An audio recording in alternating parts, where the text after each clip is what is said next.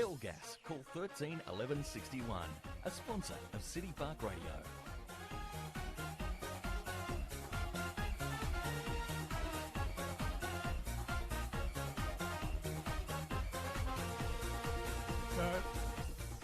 Welcome to Windsor Park in Launceston. Dave Moore here and the team on City Park Radio 103.7 and 96.5. Massive clash this afternoon, first versus second. We're going to get straight down onto the surface now of Windsor Park. And Rob, what do you got for us down there? Hi guys. The wind, strangely for Windsor Park, coming from the opposite direction today, the southern end of the ground. And a couple of goals in it, I'd say. Kingborough have won the toss and they're going to be kicking with the breeze. So they're heading to the Lagana end of the ground, Dave. No worries. And ground surface, Rob? Ground surface is in terrific condition. If you turned up at Windsor Park in July, you'd certainly be expecting to see a lot more mud in the middle. Given that we haven't had a lot of rain, ground's in terrific condition. A little bit scratchy, 30 metres out from goal at both ends, but other than that, no excuses for the ground conditions today, Dave. No worries, Rob, and I believe there's no changes to the selected sides for either team. No changes to either side. We've got two very full-strength sides ready to go. Absolutely terrific clash coming up here at Windsor Park. Thanks, Rob. We'll see you in the commentary box in just a moment. Thanks, Dave. That's Rob Sauer down there on the surface to Windsor Park. He's going to jog now to our commentary position. Time to introduce the rest of the team. And first of all, to my right, it's our stats man, Dave Gruber, who's just getting his sheets ready for today's encounter. And our expert commentator, Michael Maxie Walker. G'day, Max. Good afternoon, David, and good afternoon, listeners. I'm glad you corrected yourself there, Dave. You said he's jogging back to the commentary box. For all our listeners, we're on the balcony at Windsor Park today. Yes. So a little bit cool at 1:57, and I think at 3:57 will be even cooler. But really looking forward to a great game of footy. Like you said, first versus second. Launceston with a few very handy players running around in the twos that we've just watched, and also with Kingborough up and about, having a really good, their best season to date in statewide footy. So I'm really looking forward to a good, close, contested game. Absolutely, and of course some big ins for Launceston over the last couple of weeks. They've got Liam Jones back in, who's a very exciting player with the Tasmania Devils at the moment, and he'll be running through the midfield. Also, of course, the veteran Jay Blackberry's returned to the team, and he's got a great wealth of experience to lend to the team, hasn't he? Yeah, he has. Liam Jones, one of the very good players in the Devils at the moment. Unlucky probably not to get a run in the Allies, but and Jade is full of experience as well, young J boy. So yeah, it'll be interesting. Like Rob said, conditions a little bit unusual here for Windsor Park with the wind blowing to the northern end. So yeah, bit unusual for everyone today. Now, pre-game, Max, we were talking a bit about the height of Kingborough, those tools, and we talk about the likes of Jordan Lane, Tyler Carter, Marcus Gardner, and, of course, Jack Tompkinson. So they may stretch Launceston today. They're going to have to get their matchups right, aren't they? Yeah, we've seen the tools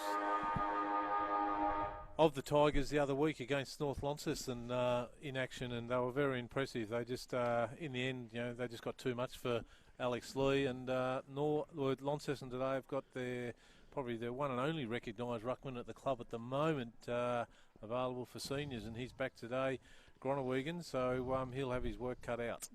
Absolutely, and it's going to be a fascinating midfield battle, Rob. The class of the Launceston midfield is well documented, but up against one of the best clearance sides in the league from the Tigers, Lovell, Cole, Clifford. It's going to be a great matchup in there. It's going to be a fantastic matchup, Dave, and as we talked about pre-game, Kingborough have been very, very good all year with the clearances. Launceston were down early, but have certainly worked their way back into that statistical area through the season. Curtain raiser today, Launceston 16-19, 115, defeated Kingborough 4-8-32. So just about all in readiness. As Rob said on the ground, Kingborough kicking with the wind in that first quarter. We've got another game underway at the moment in TSL footy, and that is at KG5, and not a bad clash at the moment. Clarence 32 leading Glenorchy 15, so Glenorchy kicked a couple of goals there, so let's hope with their premiership reunion today they make a good account of themselves, and of course North Launceston and North Hobart getting underway pretty soon. But the action's all here at Windsor Park. Blustery breeze, you can hear it in our microphones.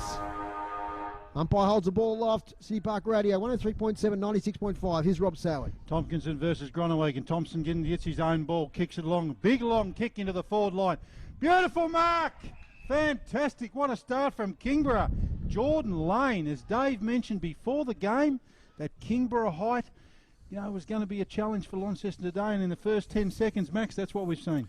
Absolutely. And it all started, there was no need for any rovers on that occasion. It was straight out of the ruck by the Kingborough guys. Done it all himself, as you're called. Reminds me very much of the primary school days, Maxie, where you win the tap it down to yourself, and away you go. But anyway, Jordan Lane looking to give Kingborough the perfect start. He's going to kick from around about 30 metres out on a slight angle. Moves in. Strikes the ball well. And what a start. That's exactly what Kingborough want. First goal on the board today. Kingborough 1 goal straight 6. Launceston yet to score. And Max, that would be the coach's dream start. Absolutely. They'd be really up and about with that. And great work by, who was it? Tompkinson, I think, in the middle, wasn't it? Yeah. Just brought the ball down to the ground himself. The on-ballers, Kieran Lovell and Lockie Clifford, all those guys weren't in the right spot. He managed to just collect it himself, and the good old torpedo into the forward line. Backman's nervous kick they are, because you don't really know where they're going to fall. So good chaotic start for the Tigers. Okay, back in the centre of Windsor Park. Up it goes. Gronawagon wins the tap on this occasion. Nobody in particular. Comes out here towards Adams. Handball to Lockie Clifford. Back to Adams. Sweeping handball looking for Griggs. He takes it. Handball back to Brady Rees. Little handball back to Lockie Clifford under pressure. They've coughed it up. Hines kicks towards half forward. Reardon takes a strong mark. Cross half back. He's going to go the switch. Up here, Adams falls over. Doesn't take the mark. Almost opened the door there for the Blues, but taken by Godomski. Short kick to Tompkinson. Hands off now to Lovell. Has an outlet here in Eddie Cole, who takes it on centre wing. Cole, little chip kick. On the line here looking for O'Neill. Wright gets there first, takes it. Dashes off to Alec Wright. Kicks long, but it's 4 Tigers there can raffle it. Oh no, well done Thurlow. Got there late, made the swirl. Only as far as Godomski. Handball backwards to Reardon. Kicks to the centre of the ground at Clifford. Tries to link up with Rees. He's against a couple now. Takes the ball, gets tackled. Holding the ball. Play on now to advantage. Palfreyman kicks towards half forward. Smith will get onto the running ball. He'll take it. He'll drill it towards full forward to Thurlow, who takes a mark. 20 out. 45-degree angle. So frenetic footy there in the first couple of minutes here at Windsor Park. But a bit of a skill error there. Let the door open for the Blues. And they've got a chance to answer that early goal from Kingborough. Just coughs it up in the middle. Probably 1 or 2 handballs too many there, and put Lockie Clifford, I think it was, under pressure, and incorrect disposal of the ball, and it's resulted in a kick to Thurlow on goal. Thurlow kicks towards goal and kicks the first for Launceston. So it evens the ledger here at Windsor Park early on in the first quarter. It's 1 goal straight, 6 apiece. Good finish there by Jackson Thurlow, and good measured kick as well by Jake Smith. He was probably well within his distance, but with that breeze blowing into your face as well, it was a lot easier just to drop the ball in front of Thurlow, and he went back for a relatively easy shot from about 30 metres out on a very slight angle. So quick reply to the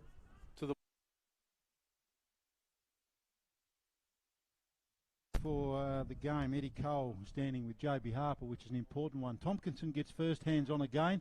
Launceston are going to come away with it through the agency of Palfreyman, who again drives it inside 50. And that is a terrific mark by Jake Smith, just in the forward pocket. So Smith, as we know, forward. Max, and certainly presented himself very, very well there for that quick forward entry. He did. Good kick by Powerful. Just sat it out in front of him, made him run onto it. So good use of the space of the ground there. Smith approaches. He's going to kick it from about 30 metres out on an angle. Looking from the boundary. Nice strike of the football. Umpire has to work a bit. But no, it's all clear. Great work from Jake Smith. Launceston's second goal inside the minute, Max. It was, and wasn't quite sure whether it was a goal or not. The umpire left us hanging there for a little while. He was moving about left, right and backwards and forwards, but ended up putting the 2 fingers up, which is the right result for the backman, and he'll be talking about that goal for a little while in the change rooms after the game, about how he's started forward and shown them how to do it. Back in the middle of Windsor Park. Well, we've had 3 goals in the space of about 6 minutes. We saw it Utah Stadium a couple of weeks ago. I think we had 7 goals out of the first 8 inside 50s when the Tigers took on the Bombers. Tompkinson gets another clearance, but straight to Woolley, who marks comfortably at half-back. So Josh Woolley goes short here, looking for Seymour. A lot of latitude. Picks it up, has time. Sweeping handball now to Gronawagon back on the side. Stands, delivers towards half-forward. The ball holds up in the breeze. Morris can't take the mark. Cooper Sorty coughs it up to Taylor. Now to Alec Wright, cruising by. Up towards full forward. Thurlow's in a wrestle again. Thurlow takes the mark. Class. The ex-AFL player with Geelong and the Sydney Swans, Jackson Thurlow. 1 out there. And he takes a really strong mark, which Thorpe there offers some guidance. Congratulations. So Thurlow lining up for his second. They're kicking into the breeze in this first quarter. He's 20 out, directly in front, keeps it low and keeps it accurate. 2 goals, Jackson Thurlow, 3 to Launceston. So after that promising start by the Tigers, Launceston have now taken control and lead 3 goals to 1. And it was just the positioning then of Jackson Thurlow. He held his ground, got on the drop side of the play for the guy, the Tigers guy standing goal side, and just as the ball came, just managed to, once it got in with that 5 metre radius, just pushed the guy back off him a little bit and took a relatively easy mark, 25 metres out. And Lachlan Godomski has got that match up at the moment, ex-Tassie Devil player, so it should be a good battle throughout the afternoon. Today's broadcast brought to you by Elgas for all your LPG needs statewide. Talk to the locals with knowledge. Phone 131 161. Here's Rob Soward. Tompkinson versus Gronawagon. We'll call that one a draw. Off the ground. Quick hand cleaned up by the Blues. They're going to go forward again through the agency of Seymour. Quick kick forward. Godomski did it with the right things there. Thurlow. Great pick up. Out to Smith. Smith, quick handball back inside. Blackmore. That's going to be holding the ball. Unlucky Jay Blackberry. Kingborough come away with it. Coming back towards Thompson's offside of the ground. Quick kick forward. Windsor Park could have got a kick there in the middle. And that looks like it's going to be Jack Tuthill with the free kick. Give Launceston another look inside 50. Tuthill moves it on quickly in the direction of Thurlow. This time Kingborough have got the numbers and they're going to come away with it quickly. That might be over. Too much weight on that one. Looking on here, whistle. So Price says throw it in. Kingborough that time certainly had the numbers back to save themselves. But Launceston looking to move it in quickly. Boundary throw in. Ruckman do battle. Tompkinson again being very good in the first quarter. First hand off. Tuthill out to Hines. Hines another quick kick forward. Oh, the player was looked like it was held on to there. And despite that, it's a fantastic nice move for Sorting. He moves along quickly as well. Certainly looking to play at all costs, but that's chopped out by Jones. Pumps it in. Hines! Not this time after his 10 goals last week. Unfortunately for Jay Collins, and 1 behind. That's footy at the moment. It's hitting around everywhere. Haven't seen a stoppage as yet. Good commentator's dream, don't I love it. Yeah, that's what we like to see. That's what we expect. 1 versus 2. Good footy. Out from the back line. Rees goes short. Spots up Lovell. First possession. Hits high towards the right. Has been good so far. Stands and takes the mark. Rated innocent mark to Shields out right. Rees off the mark. Runs his full measure. Hits inside 50. Looking for a target. And he's found one. And I think that might be Bailey Gillow there. I'm sure it is, for number 28. And Bailey Gillow is going to stand the mark here. The mark is number 20 for Kingborough there, Zach Adams. So Bailey Gillow, usually a pretty good shot from goal. One of those no excuses ones. Although he is into the breeze here. Man on the mark, 40 out. Moves in, kicks high, and it does hold up in that breeze. It won't make the distance. Hines front position, can't take the mark.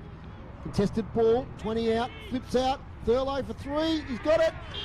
3 goals to Jackson Thurlow in the first 10 minutes.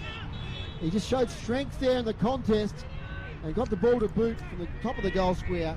4-1-25, Launceston. Dangerous now, Kingborough, as they trail 1 goal straight 6.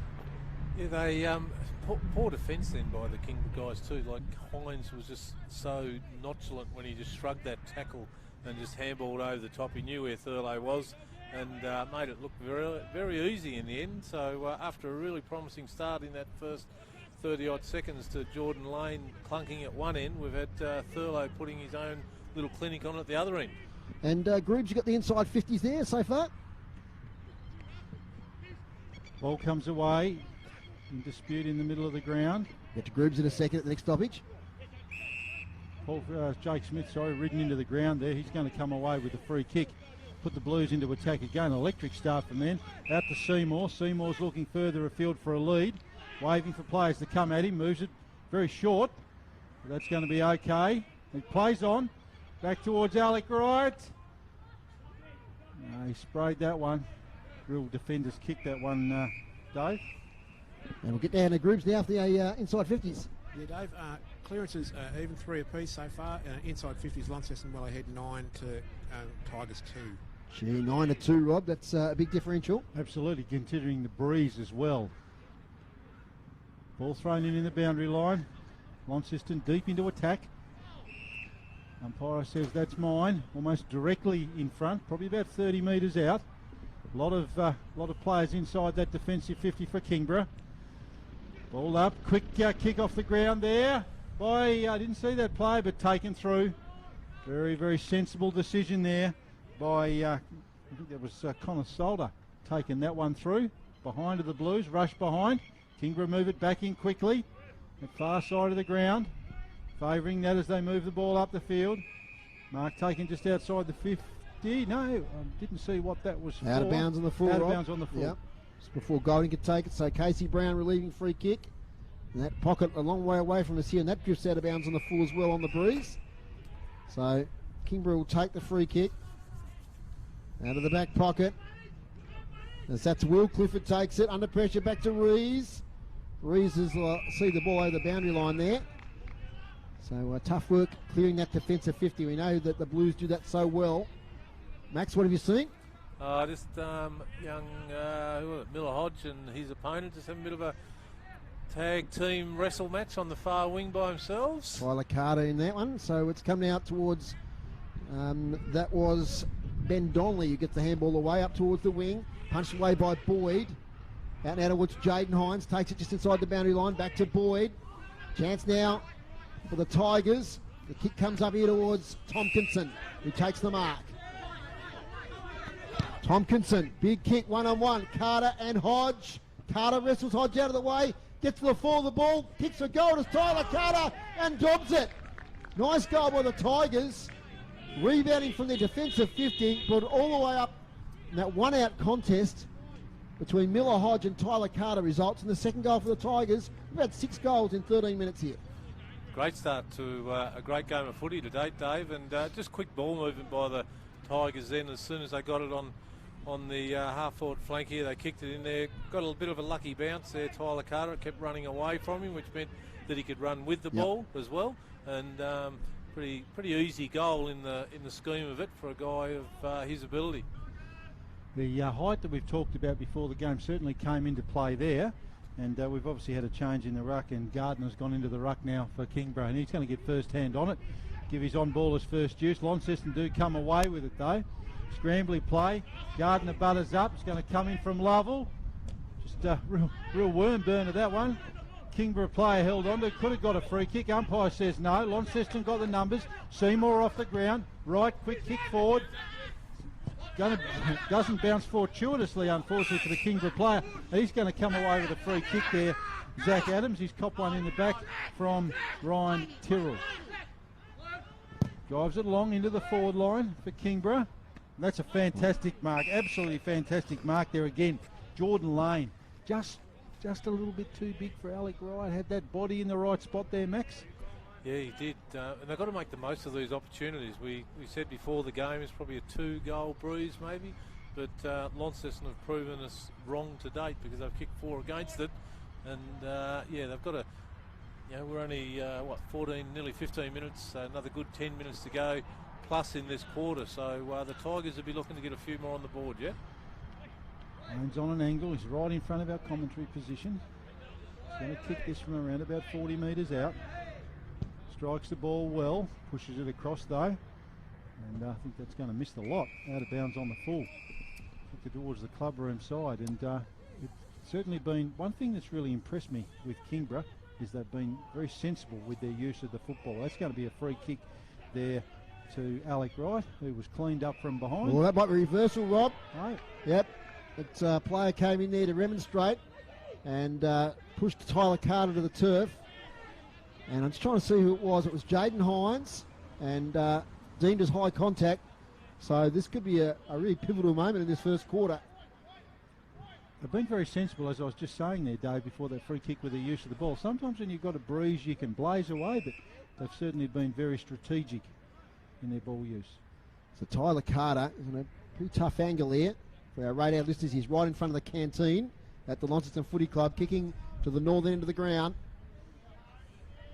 For the Tigers, third, and his second. Deliberate shot for goals, not bad, but just off to the left. One behind.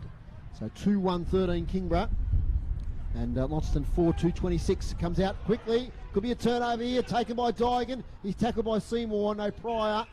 Be a ball up, but second time they've tried to escape defensive 50, Max, and they've been held up. Great play by Kieran Lovell, then just sat off it. He knew that he had the tease distance in his leg to spoil that mark, and got there, and now he's in possession of it again. Chain of handballs now, he ends up with Eddie Cole. Back to Lovell, he slips. Does he get high contact? He doesn't, he's still got it. Now it's slammed, or it's not slammed inside 50, it's a smother. Palfreyman gets a 1-2 with Smith, back to Palfreyman. Defensive side of the wing. Up here towards Morris. Morris takes a mark in front of Sorty. So chance here for the Blues. Morris goes sideways to the centre square to Harper. Player streaming forward. Thinks about the handball to Hines. He kicks to a man who's got a lot of latitude. And that is Brodie Palfreyman. Handball's off.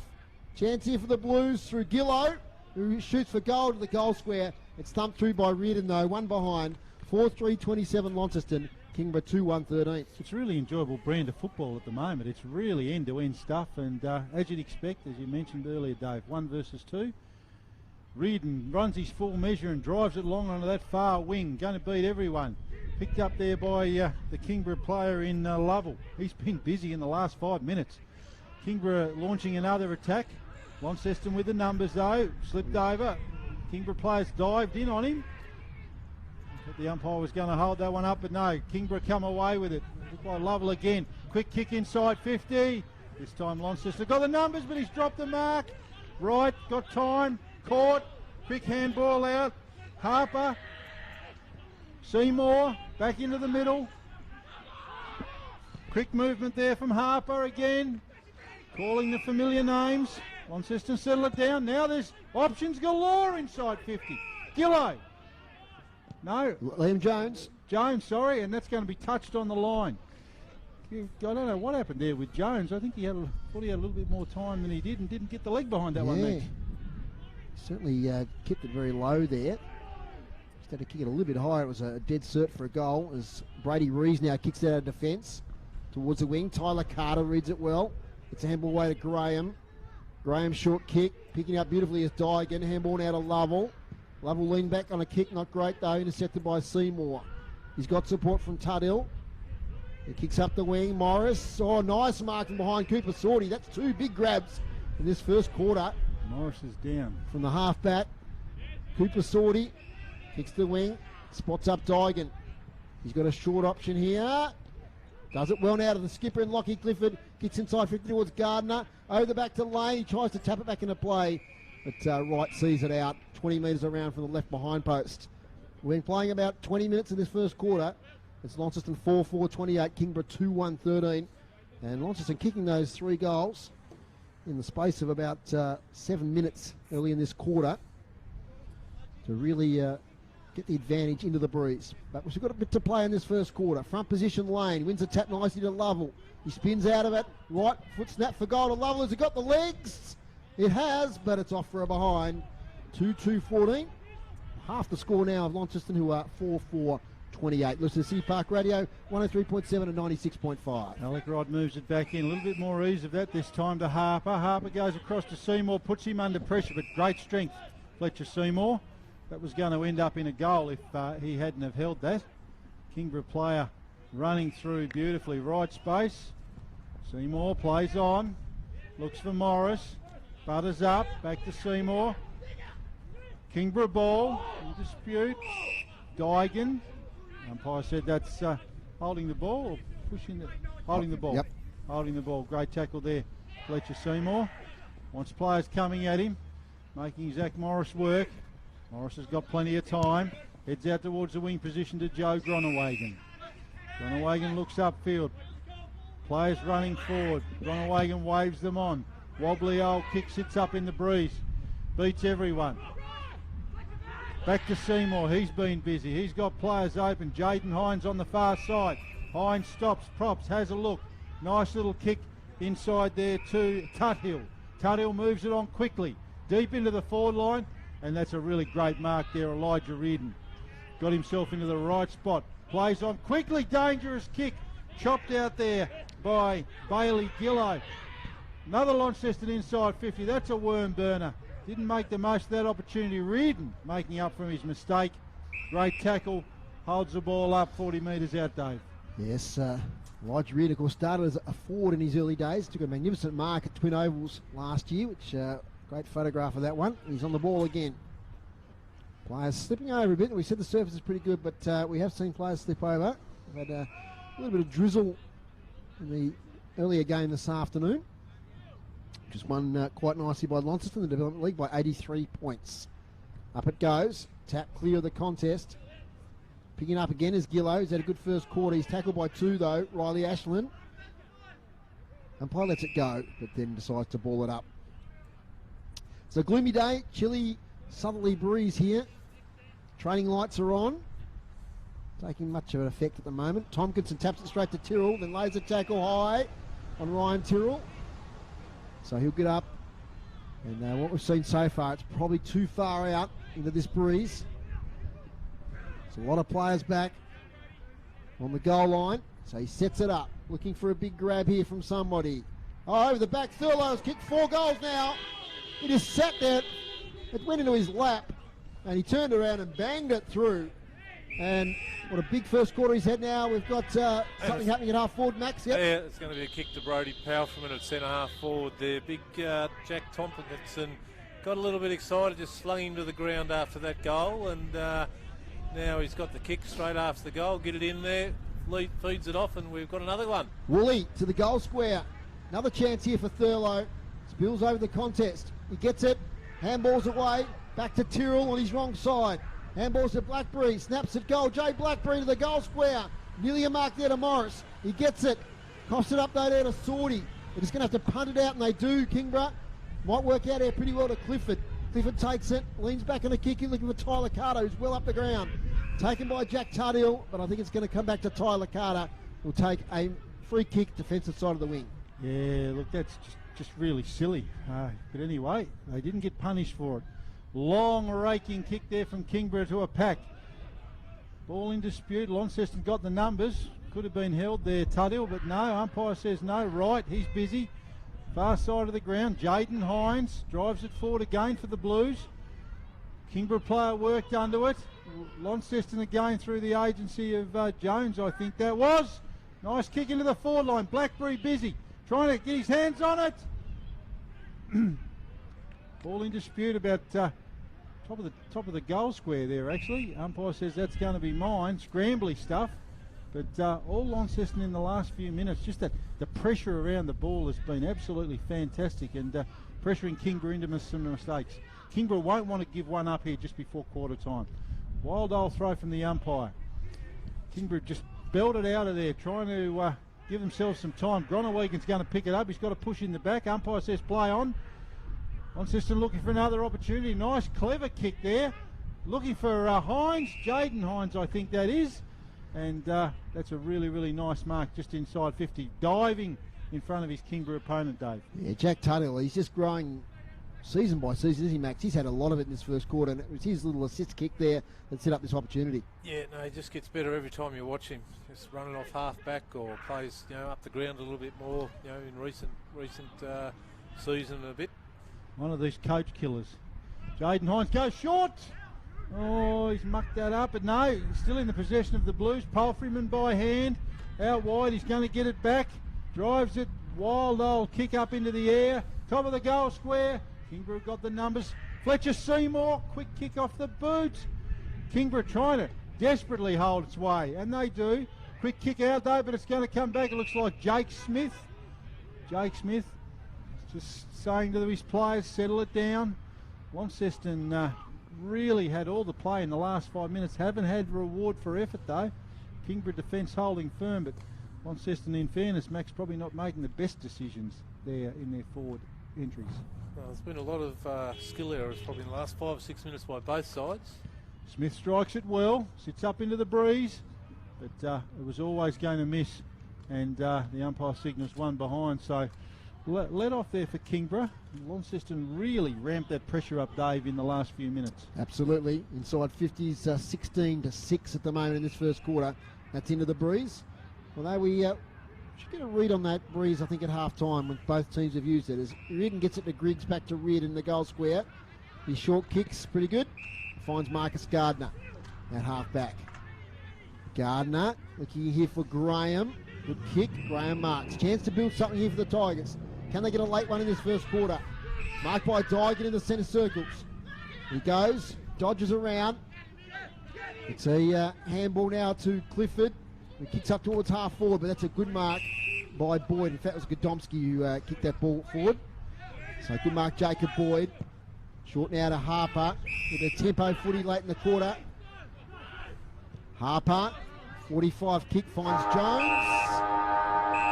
And Liam Jones's mark is the last action of this first quarter, as umpire McIntyre puts his hands in the air to signal the end of the first stanza. Entertaining first quarter of footy, and it's the Blues who hold sway. 5-5-35, leading Kingborough 2-2-14. As the boys just get the goal kickers organised there.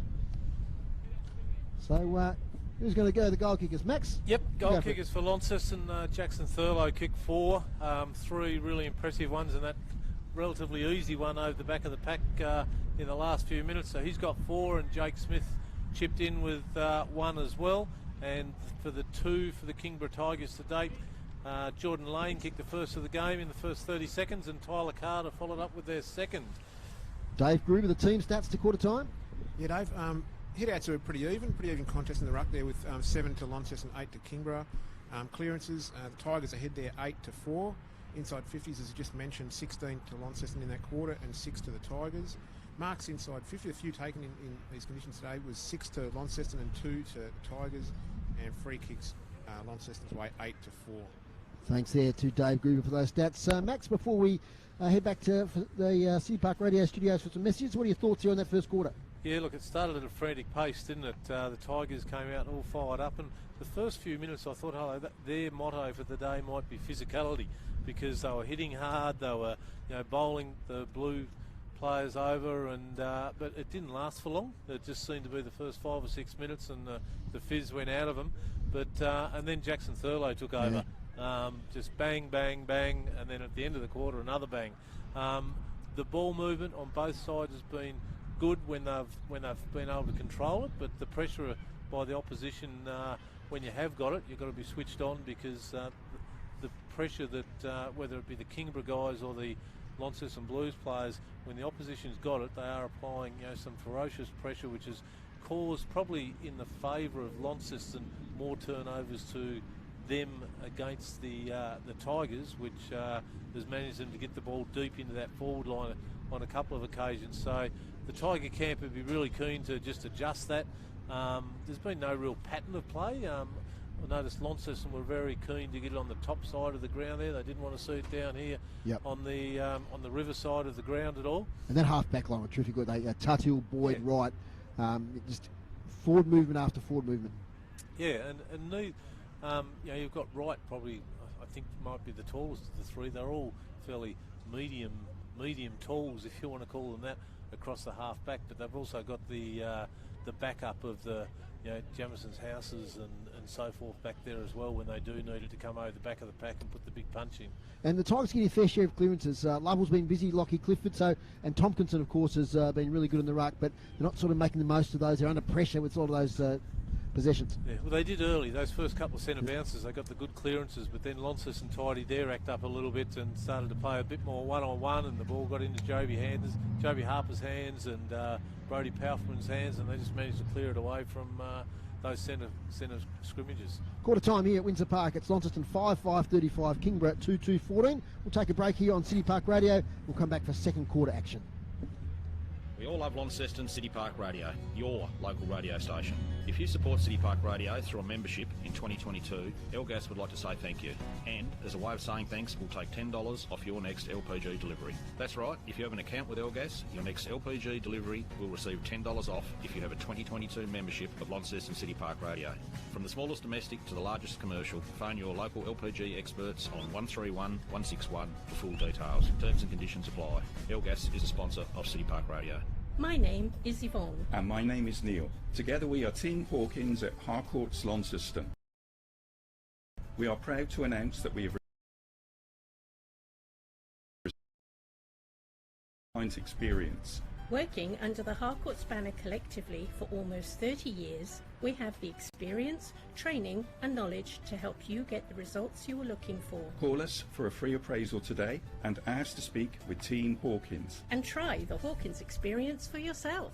Team Hawkins, a sponsor of City Park Radio. At Botanisol Florist, located in Millage Lane opposite the Albert Hall, we specialise in flowers, arrangements, gifts, chocolate and wine sourced from all over the state. For the month of June, we're having an end of financial year sale on all our indoor plants. According to the ATO, plants are non-tax deductible, however they make great gifts, look stunning and purify air. Side effects may include happiness, easy breathing and a mild addiction. Shop online or visit us in store or call us on 6334 9187 to order now. Botanisol Florist, a sponsor of City Park Radio.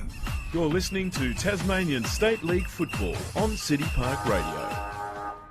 Welcome back here to second quarter action, about to get underway here at Windsor Park. I'm Dave Moore. I'm with Rob Soward, Maxie Walker and Dave Gruber this afternoon, bringing all the action in this 1 versus 2 encounter. Just around the grounds in the TSL at the moment, it's Clarence 8-250, leading Glenorchy 2-4-16, and at North Hobart. A big start there to North Launceston, 6-5-41, leading North Hobart 2-2-14. Max, I noticed a bit of an interesting AFL score on your phone there a moment ago. Absolutely, Dave. We've got the Kangaroos, which are in all sorts of strife if you listen to the media. 7-2-44, leading Collingwood 4-2-26. That's about halfway through the second. Okay, interesting. Absolutely. We're running the virtual boundary rider here today, Dave. No boundary riders. No, and, that's all right. It's one of those circumstances. It is. I reckon the Kingborough coach would be saying to them, just to get that defensive stuff sorted out. I mean, when you've got a forward, notwithstanding, it's Jackson Thurlow, an AFL experienced player, kicking 4 1/4. You've got to do something about it, Dave. Speaking of that, Rob, the stats, thanks to Darren Lovell and Damien Donnelly from the Launceston Stats guys. Seymour, 10 disposals in that first quarter, 7 kicks and 3 handballs. Palfreyman, 10, 5 and 5. Jaden Hines with 7 possessions. Jackson Thurlow with 7, of course, those 4 goals. Alec Wright with 6, Harper with 6, Jake Smith with 6, Morris with 6, Tutu with 5. So they're just sharing those possessions about. They haven't had many passengers in that first quarter, Max. No, you couldn't pick any passengers for the Launceston side to date. It's just been a really polished first quarter. So Tigers being held a little bit longer than what you would normally expect. Launceston players are out in their positions. One of the umpires just goes to tell the Tiger guys, we've got a game to play here, boys. We're not going to stand around waiting for you. It's pretty important they get off to a good start too. I mean, we did say before the game the wind is gusty, but it does favour the Lagana end of the ground here, which is the way Launceston are going this quarter. So Kingborough certainly won't want to give up an early score, Dave. Absolutely, and interesting to see who matches up this time on Thurlow. It was Lockie Godomski early. I think he might be going back there now. Stick with their guns there. A couple of his goals were just using his experience out the back sort of goals, but you need to be tight on your opponent. I think it is Godomski going back there. It's a good physical matchup. He's a fraction taller than Jacko. Miller Hodge has got the assignment on Tyler Carter. Kicked a nice goal in that first quarter. And also Alec Wright on Jordan Lane. Second quarter action here, Windsor Park, City Park Radio, 103.7 and 96.5 is Rob Soward. Ready to go again. Tompkinson first hand on. He's been good for Kingborough and he needs to be all day today. Scrambly play, quick hack kick forward out of the square by Kingborough. Nice pick up there by Tuthill. caught. Kingborough player ridden into the ground. The umpire's going to say that's going to be a free kick just inside, just outside the 50. And that's Luke Graham who's going to have that one to give Kingborough an early look at it in the first 60 seconds of the second quarter. He wants players to run at him, then he just hacks it in. Oh, fantastic. Kingborough player getting to the front of the pack there, but Launceston players calling for holding the ball. I think that was Jordan Lane that had that opportunity. I think it came quite easily to him in the end. I think it surprised him. Shocked him more than anything. It hit him on the chest and gone, oh my God, I've got a chance for a mark here, but it was too late. It already hit the ground. Yeah, no, it did. And Gardner goes up in the ruck. Ball in dispute. Scrambly play, lots of numbers around the ball. Launceston putting a lot of pressure on. Not going to let Kingborough get a quick out there. They set up really well, as we've said before, the Launceston defence. And if we talk about a real team defence, that's the way the Blues play it. Everyone knows their role. Ball up at half forward. Tapped out here towards Palfreyman. Short distance kick. Leading the race is Reardon, who kicks off the ground, but only as far as Gronewagen. Tracks the ball towards the boundary line. Pursued by Gardner. Gets out of a tackle to Gronewagen. Kicks it up the wing. But it's going to come back here through Zach Adams. Short kick. Finds Clifford. And his kick's a poor one. Kicks it out of bounds on the full. On the far side. A lot of players been on that side of the ground in that first quarter. And a relieving free kick to be taken by Josh Woolley. Woolley, one of those dependable players in that Launceston back line. Greatly experienced. And Tompkinson takes a strong mark on the wing. Handball's off now to Lovell. Another handball comes out here towards the skipper and Lockie Clifford. A low kick towards half forward.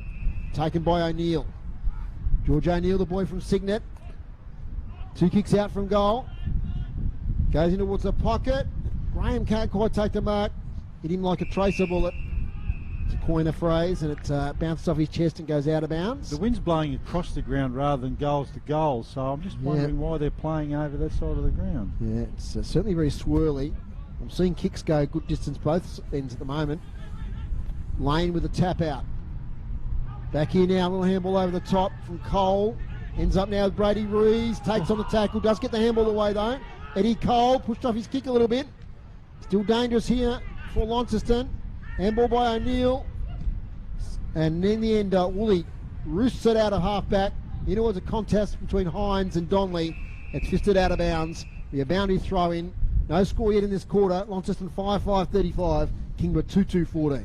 It's just that team pressure of defence, isn't it, of Launceston there. You know, there was a hot ball, and they always had 2 or 3 guys there to support each other and cleared it away with a big kick from Woolley. Tompkinson with his strength and size taking front position and gathered it, only momentarily though. Tackled.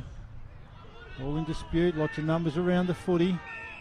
Umpire says that's holding the ball. It's going to be a Blues free kick. Blackberry moves it on quickly. Swings onto that trusty left boot, drives it well into the 50. Reardon's in the right spot. Jake Smith's in an even better spot and takes a really nice mark. That's a good matchup, those two. We've called them a bit in the first quarter. Smith kicked an early goal and Reardon was busy early.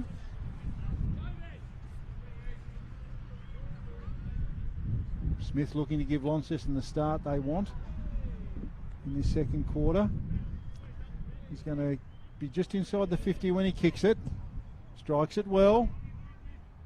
Umpire works a bit back towards the clubroom side and he's pushed it and that's one behind. So very, very even start to this quarter. First goal will be crucial for Kingborough. They'll want to get off to a good start. Nice kick out there. Jack Morris front position. Palfreyman busy, got hands, trying to get his hands free. It's a big kick, smothered kick I should say, inside 50. Morris again butters up, swings onto his right boot. I think that one's just through for a one behind. So a couple of entries inside the last minute, Dave. Yep. 2 behinds to show for it. Desperate defence there from the Tigers. Brady Reeves now signals he's going to go long, and he does. Up here towards the wing, holds up in the breeze. Morris front position takes an easy mark. In front of Connor Salter. So Morris now kicks to the goal square. Thurlow, he's knocked out of the contest a bit. Well done there by the Kingborough defence, and a mark taken by Zach Adams. They worked it well there. It was a 2-on-1 situation. And Zach Adams got to the drop of the ball and took a nice mark. He kicks it out of the defensive 50 towards Morris once again, but this time Tuttle floats across, takes a fingertipper. He's got Miller Hodge next to him, but he doesn't go the handball. Been busy, hasn't he? Yep, he's been good. 5 possessions in that first quarter. There he goes short. Plays a bit of a bluff there. He signalled he was going long, then he went short. Hines, right foot snap. Jake Hines. Has he got it inside the right-hand goal post? He has indeed. It's a goal to Jake Hines. First for today after the 10 he kicked last week. And pressure there from Launceston. Repeat entries ends up with a goal to Jake Hines. Yeah, it was a poor kick. I'm not quite sure which Tigers player kicked it, but George O'Neill just had too much hang time in it, and he's not the tallest of player either. And I think it was Morris who marked it, or Tuttle, I think, wasn't it? Yeah, Tuttle. Yeah, Tuttle. Sorry, just snuck up from the back line there, as they do when in modern day footy the backs push right up to the centre line and beyond when it's deep in their forward line. But yeah, good rebound there by the Tigers. Good finish there by Hines. The Kingborough on ball is just having a chat before it goes up, just to try and sort this one out. Tompkinson has been good. He's going to get first hand on it again. Beats Lovell. Launceston ball again. Another inside 50. Punched away from Hines. Blackberry battling in there. Kingborough looking to clear it out through weight of numbers. Tompkinson again. Couple of quick handballs there, and they're away. That was Zach Adams. Drives it along, and that's a really, really nice mark. Plays on quickly, and that's another really, really good mark. I think that was Daigan. Yep. Yeah, really, really nice. They look dangerous when they move the ball quickly. Nice pass from Connor Salter. The boys come across from Brighton via Glenorchy. It was a really nice pass, but that quick ball movement, Daigan just got half a step on his opponent. I think it was Woolley. And he's going to be lining, he's going to be kicking into the breeze. Probably hit this from about 45 metres. A bit of work to do. Strikes it well, goes across the face of goal, not going to get the trip. Just in play, just inside the boundary line. Launceston defenders relieve. Flies out. I think that's Zach Morris, and he's got a free kick for being held on to. He's going to move the ball on quickly. Brown, is it? Jones, sorry. The old eyes playing tricks today. Jones. Back towards Tuthill. Tompkinson. Bullock his way through. Really clever. Golding. Back inboard. Godomski. Sordy. Pushes it out to Lovell. Quality player. Lovell takes his time, settles it down out towards the boundary line. He's got that in Golding. Called him a couple of times in the last minute. Nice kick from Golding. Launceston defenders mop up. Groenewegen by hand. Quick kick out from Miller Hodge. Tompkinson again. Held on to just inside the centre square. Umpire calls play on. Spills out. Umpire calls pushing the back that time. Eddie Cole's got it at half forward. Tompkinson's been involved with a lot of the play. He's been really good, hasn't he? Yep. Cole goes short, has to be pinpointed. Travels a bit too far. Over Graham's head. George O'Neill's tackled by James Luke. So it'll be a ball up, Maxi. Hardest kick in footy, isn't it? When you've got someone, you're trying to hit them on the chest when they're running straight at you at pace. It's got to be a perfect kick, and that wasn't. Especially on a blustery day like this. Taken here by Seymour. He's wrestled by Gardner. There'll be another ball up. So only the one goal kicked in the first 10 minutes this quarter. Had a really fast start to the game. Had 5 goals kicked in the first 10 minutes. But it's just become a little bit congested as the game has gone on. Well done, Seymour. Spins out of the contest. Gets a kick away. Sorty with a spoil, but taking the mark is Morris. He's been really good. Has a runner here. I believe that's Jamison House who's floated up. Over the top, the handball's not great here, looking for Thurlow. He takes on the bounce for goal number 5, Jackson Thurlow. 5 goals in this contest at the halfway mark of the second quarter to Jackson Thurlow. So great footy there by the Blues. Zach Morris, who's been really good today, taking a strong mark. He got it out to House, who drifted up. His possession wasn't great, but it did find Thurlow. Jackson Thurlow, 5 goals straight, 30. Kingborough 2-2-14, Max. Correct. Jamison House there as well. I think his eyes would have lit up coming down from the back line. He's between half forward in the 50-metre arc there, and just wasn't quite right on the correct angle to be able to kick it. I think more than anything, and centred the ball, got it off to Thurlow, who kicked it across his body for goal number 5. We talked before the game, didn't we, about the Kingborough being very, very good on the clearance, but at the moment, Blues are making the most of it. It's going to be a holding on to free kick there to Launceston. Casey Brown. Casey Brown going to take that one. Just next to the centre square, moves it on quickly. Out towards Gronawagan. The Kingborough player in Clifford's going to have too much pace for Gronawagan, but the ball's going to beat them all over the boundary line. Launceston into attack. There are 3 Cliffords in the side today. Noah, Will and Lockie. Will's come up from the Tassie Devils. Throw in, Tompkinson front position. Can't take it away though. Lovell, quick kick forward. That's a really, really nice mark there taken by O'Neill. Moves it on quickly. Far side of the ground. Can't see that player. Can't see his number. I think it's Jordan Lane. Rob, We'll drifted up. say it's Jordan Lane. He's gone backwards to Will Clifford. Launceston defenders back, filling it up. Umpire says move it on. Lane goes long. It's a really nice mark taken on the far side of the ground there by Alec Wright. Blues certainly had the numbers there. And Wright, as he's done through his career, takes a nice intercept mark, goes short to Blackberry. Blackberry fakes. He's going to go back into the middle of the ground, back to where the ball came from. And that's going to beat William Jones over the boundary line, just outside the Blues 50, Dave. Right in front of the Brew Coffee Hut. We gave you a nice cup of tea earlier in the day. Did you get one, Max? The product placement there. Oh, No, I had to pay for it, excuse me. It wasn't a freebie. There's a boundary throw in. Gardner. First for everything then, isn't there? That's it. Yeah. Gardner. First one he's paid for in my couple of years, Max. He's been doing it for 9. He hasn't paid for one yet. Up it goes.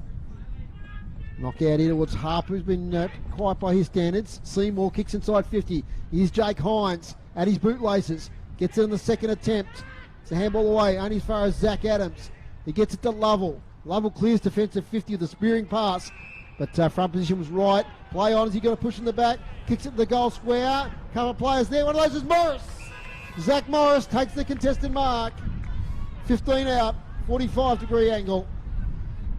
And shouldn't have any trouble with this, even in this blustery breeze, as you can hear in our microphones this afternoon. He should be able to convert here and kick the 3rd goal of this quarter for the Blues. Zach Morris, former Tassie Devil, St Pat's College student, kicks a goal. And that's their 8th, and the margin now out over 5 goals. Correction, out towards 7 goals. It's 8-7-55 to 2-2-14. First goal of the day for Zach Morris, and things looking dangerous for the Tigers, Maxie. Yeah, it is, and a lot of the viewers on the stream then might have thought that was a bit of a push in the back on his opponent then, but all he really did was just held his ground. His opponent was coming back, put the hands out, stopped him from coming back onto him, just took a relatively easy mark, and finished with his first for the day. So he's become a bit of a goal kicker the last 12 months or so. We watched him here, I think it was, we kicked 10. Yeah. Nine one day here. And, started as backman, but now he seems to find himself forward in most games. Gardner into the middle for Kingborough against Jake Smith. Pinch hitting for the Blues. Kingborough going to come away with it, but Jaden Hines back to Jake Smith. Jake Smith drives it inside 50. Morris again! No, it's Harper this time. Yep. Looking very much like Zach Morris, so it's a similar haircut. But Joby Harper liking that opportunity to push forward there, and took a very, very strong mark for the Blues. All Blues at the moment. Harper strikes the ball well. No worries about that one. Straight over the goal umpire's hat. And that's goal number 9 for Launceston. They go to 9-7-61. Kingborough still sitting on 2-2-14. So we did make some mention, Max, before the game of Kingborough's dominance in the clearance and how it's been a real strength of their game. They're one wood, if you like, but not making much of an impact at the moment on the scoreboard. No, they've kicked their 4 goals this quarter already compared to the Tigers' 2, with what we thought was a couple of goal breeze to the northern end before the game. And Tigers have got to do something pretty quick here because it's starting to get a bit ugly. Back in the middle. And know that Ruckman can win the hit out there. Let's take another clearance here to Launceston. Seymour with hands to Blackberry towards half forward. Thurlow, lovely little tap to Hines. Leans back and a kick towards goal. This one's going to drift across and it's going to miss everything. So out of bounds on the full. Today's broadcast brought to you by Elgas. For your LPG needs statewide, talk to the locals with knowledge. Phone at 131 161. And Elijah Reardon with the defensive relieving free kick. So spearing pass here, looking for Gardner, who takes a nice mark. He's sandwiched in between two Launceston players. Too tall on that occasion. Gets the handball away to Brady Rees. Rees kicks to the wing. Contested ball there, front position right. At the full was Salter. Handball from Cole to Dygan. Now here towards Graham. Kicks towards Tompkinson at half forward. In a contest there with House, and I think House has caught Tompkinson high. He has. Certainly milked that one though, but you're right, Dave. He did clip him round the head. So 5 inside 50s this quarter for the Tigers. This will be number 6. Handball's off now to Dygan. Dygan kicks inside attacking 50 lane. There was a couple of opponents. Lovell tries to fashion a kick. He gets it again. Turns around. Snaps Kieran Lovell. What a goal that is. Terrific persistence by the champion, Kieran Lovell. And gee, did they need that goal. And when you need a goal, sometimes it's the class players that rise to the top, and Kieran Love on that occasion kicks the 3rd goal for Kingborough. Yeah, good finish, wasn't it? Shrugged the tackle there, deep in the pocket, and just had the composure to not panic and just rolled around onto that right foot and put it through the middle. So a much-needed goal, their first for this quarter to the Kingborough Tigers. A nice ball movement too, wasn't it, boys? You know, from half back there, the first time they've linked up effectively for quite a while. Yeah, it was, and it all started from the ball on the forward line, that kick where I think it was Jamison House gave away the free kick, but then again they moved it in quickly to get it there. Just put a bit of pressure on the Blues defenders. I think that's the key to it. They've got to get it in there quickly. Tompkinson again winning the ruck, but straight to Blackberry, who heads it inside 50 for the Blues. Not a clear possession. Reardon gathers well, pushed into the ground by Thurlow. That's great play there. Freeman, fantastic. Brody Freeman. But just, showing his class. I mean, he's such an important player for the Blues. Max got himself to the right spot there when the Kingborough defenders did all the right things, and rewarded with effort for a great goal. Yep, just persistence there, and that really hurts you. Like you get one back, and so you get that little goal back, and get a bit of confidence, take it back to the middle, let's go again. And then it was just that chaos ball out of the middle, ended up being a nice looking torp there from Jay Blackberry, put it in deep. And just those little fast legs of Brody Powerfman running around that forward line, finished it off. And they know they can do that chaos ball because they've got players up there that can be dangerous in that sort of situation. There's Tompkinson this time, wins the tap again, follows up, kick out of midair by Lockie Clifford. Oh, Dygan nearly takes a mark, surely. Yes, he does. The umpire was a bit slow on the whistle, but gee, that was a good mark. Mercurial stuff there from Dygan. Back to his skipper and Lockie Clifford. Deep entry now here towards Jordan Lane. He's double teamed. White wins the fist away. Little kick out of the fence there from Leak to space. Foot races on. Who can win this one? Getting there first was Riley Ashland. He couldn't quite keep it in. So it's going to be a ball up. This is where they've got to create something, the Tigers. They've got it in their half-forward line. They've got to actually get some structure and composure around it. Set a couple of guys behind the ball for when Launceston do get that quick clearance away. Great tap from Tompkinson to Lovell inside 50. Great spore from behind there. I think it was Jamison House. Still a chance for the Tigers. Lovell again. Kicks inside attacking 50. This time it's one out right and Lane. Lane with a recovery.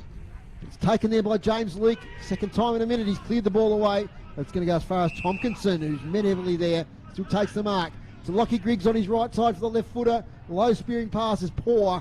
And it spills out of bounds before Dygan can rein it in. Only way to describe that one, Dave, that was poor. They had a good chance then to just set something up. And geez, poor old Jack Tompkinson, whilst he doesn't mind being physical himself, he's copped a couple of himself today as well. Gardner front position down to Clifford, spins, gets a nice kick away towards attacking 50. Lane in a wrestle once again, front position, couldn't take it. Is that taken there? I think it was George O'Neill. Gets it back here towards Dygan. Is that holding the ball or high or neither? It's holding the ball. Probably unlucky. Looked like he got in early around the head area. But umpire's a bit closer, but it was one of those marginal ones. You're right, Rob. Is Fletcher Seymour now inside defensive 50, invited to play on. Kicks to the wing. Gronowig in front position, but another good mark to Tompkinson. He's been huge in this game. Lovely pass to half forward. Measures it nicely to George O'Neill. O'Neill wheels and goes. Well weighted kick is a beauty. Now pick up the play there. I reckon it's Graham. It is Luke Graham. Probably a little bit too far out. This is where they've got to make something happen for themselves. Yep. You can't just go back and say, okay, I'm 40 metres out, I'm kicking against the breeze, I'm just going to try and kick a goal. They've got to do something a bit better than that. Yeah, it's we've seen kicks fall short from there all day so far, but what can Luke Graham do? He gets a little bit of distance, but sure enough, it lands in the goal square. They fly high, off hands, comes out to Lovell. Oh, he almost released for goal. He does a second time. Oh. This time, though, we couldn't quite get the distance. Thumped through from behind. So the Tigers 3-3-21, Launceston 10-7-67. He probably needed to pull the trigger first time. Yeah, he basically, he sort of did what he was going to do the first time. But anyway, right, moves the ball out into the arms of Miller Hodge. Hodge heads out towards the commentary box side of the ground where we are on the veranda of the function centre. Hines keeps it in play. That's Jake Hines. Seymour shrugs the tackle. Launceston, beautiful ball movement. And that's a really great mark there from Jackson Thurlow. Looks inboard. Beautiful strike. Palfreyman in the right spot. Desperate defence from Kingborough. But unfortunately, Palfreyman all he's got to do is pick it up. And he does. Oh, you really had to feel for Brady Rees there. He did everything right, Max. He did everything right. Got himself in the right spot, but gave up his feet. Yep, great spoil that first instance, but Palfreyman had the support of his teammates around him as well. So Reeves then ended up having a couple to run against the flow of the ball. And what did the weighting of the kick from Thurlow? Yeah. As soon as he got it, you could tell he looked as to where he wanted to kick it, and made those players run to it. Yep. Yeah. And they just streamed forward in group. Yeah, absolutely. He just led them, didn't they? Yep. Yeah. So another goal there to the Blues, 11-7-73 to 3-3-21. And getting close to half-time. Half-time with Brent Costello, who's doing the stream at North Hobart. Gives us a bit of a report on that game. So stay tuned for that one. There's a high contact there on Eddie Cole. He's had a great season, Eddie Cole. So he got the job on Harper today, who hasn't been quite his usual influence. Kick to half forward, Jacob Boyd, take your pick, intercept marks. Shepherding out. Yep, it's going to come back to Jordan Lane. But once again, it's that 40-metre distance today. We've seen a lot of kicks from there, but we know that Jordan Lane has got good length on his kick. Max. Miller Hodge, I think he might have just popped his shoulder there by the looks of it. He's Correct. in a fair bit of discomfort. He's slapping his thigh there. He knows he's in big trouble. So that's unfortunate for the young man. He's escorted off the ground. Takes the helmet off, but we're back on play now. He's got to make some inroads into this margin to give themselves some belief here at half-time. The Tigers. Jordan Lane from 45, trying to get the extra distance, and he kicks it out of bounds on the full. So no score. So 3 games today in the TSL, and at the moment the Roos are 42 points up over the Magpies. It's closing up a bit at North Hobart. There might be a breeze there. It's a good margin in North Launceston at quarter time, but it's now only back to 2 goals. Big fly there from Tyrrell over the back. Reardon can't rein it in. It's out of bounds. They've really not capitalised on the play of Tompkinson today. Look, he's just been terrific for Kingborough, but unfortunately those Blues on ballers, Dave, have just cleaned up off him. 10 inside 50s apiece, 6 goals to 1. That tells you a lot this quarter.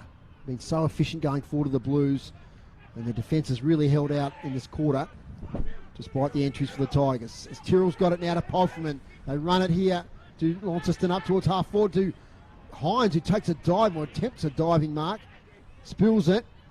Tigers desperate here in defence, taken again by Palfreyman, who's having a brilliant game today. And I think there's high contact there, and Hines there is.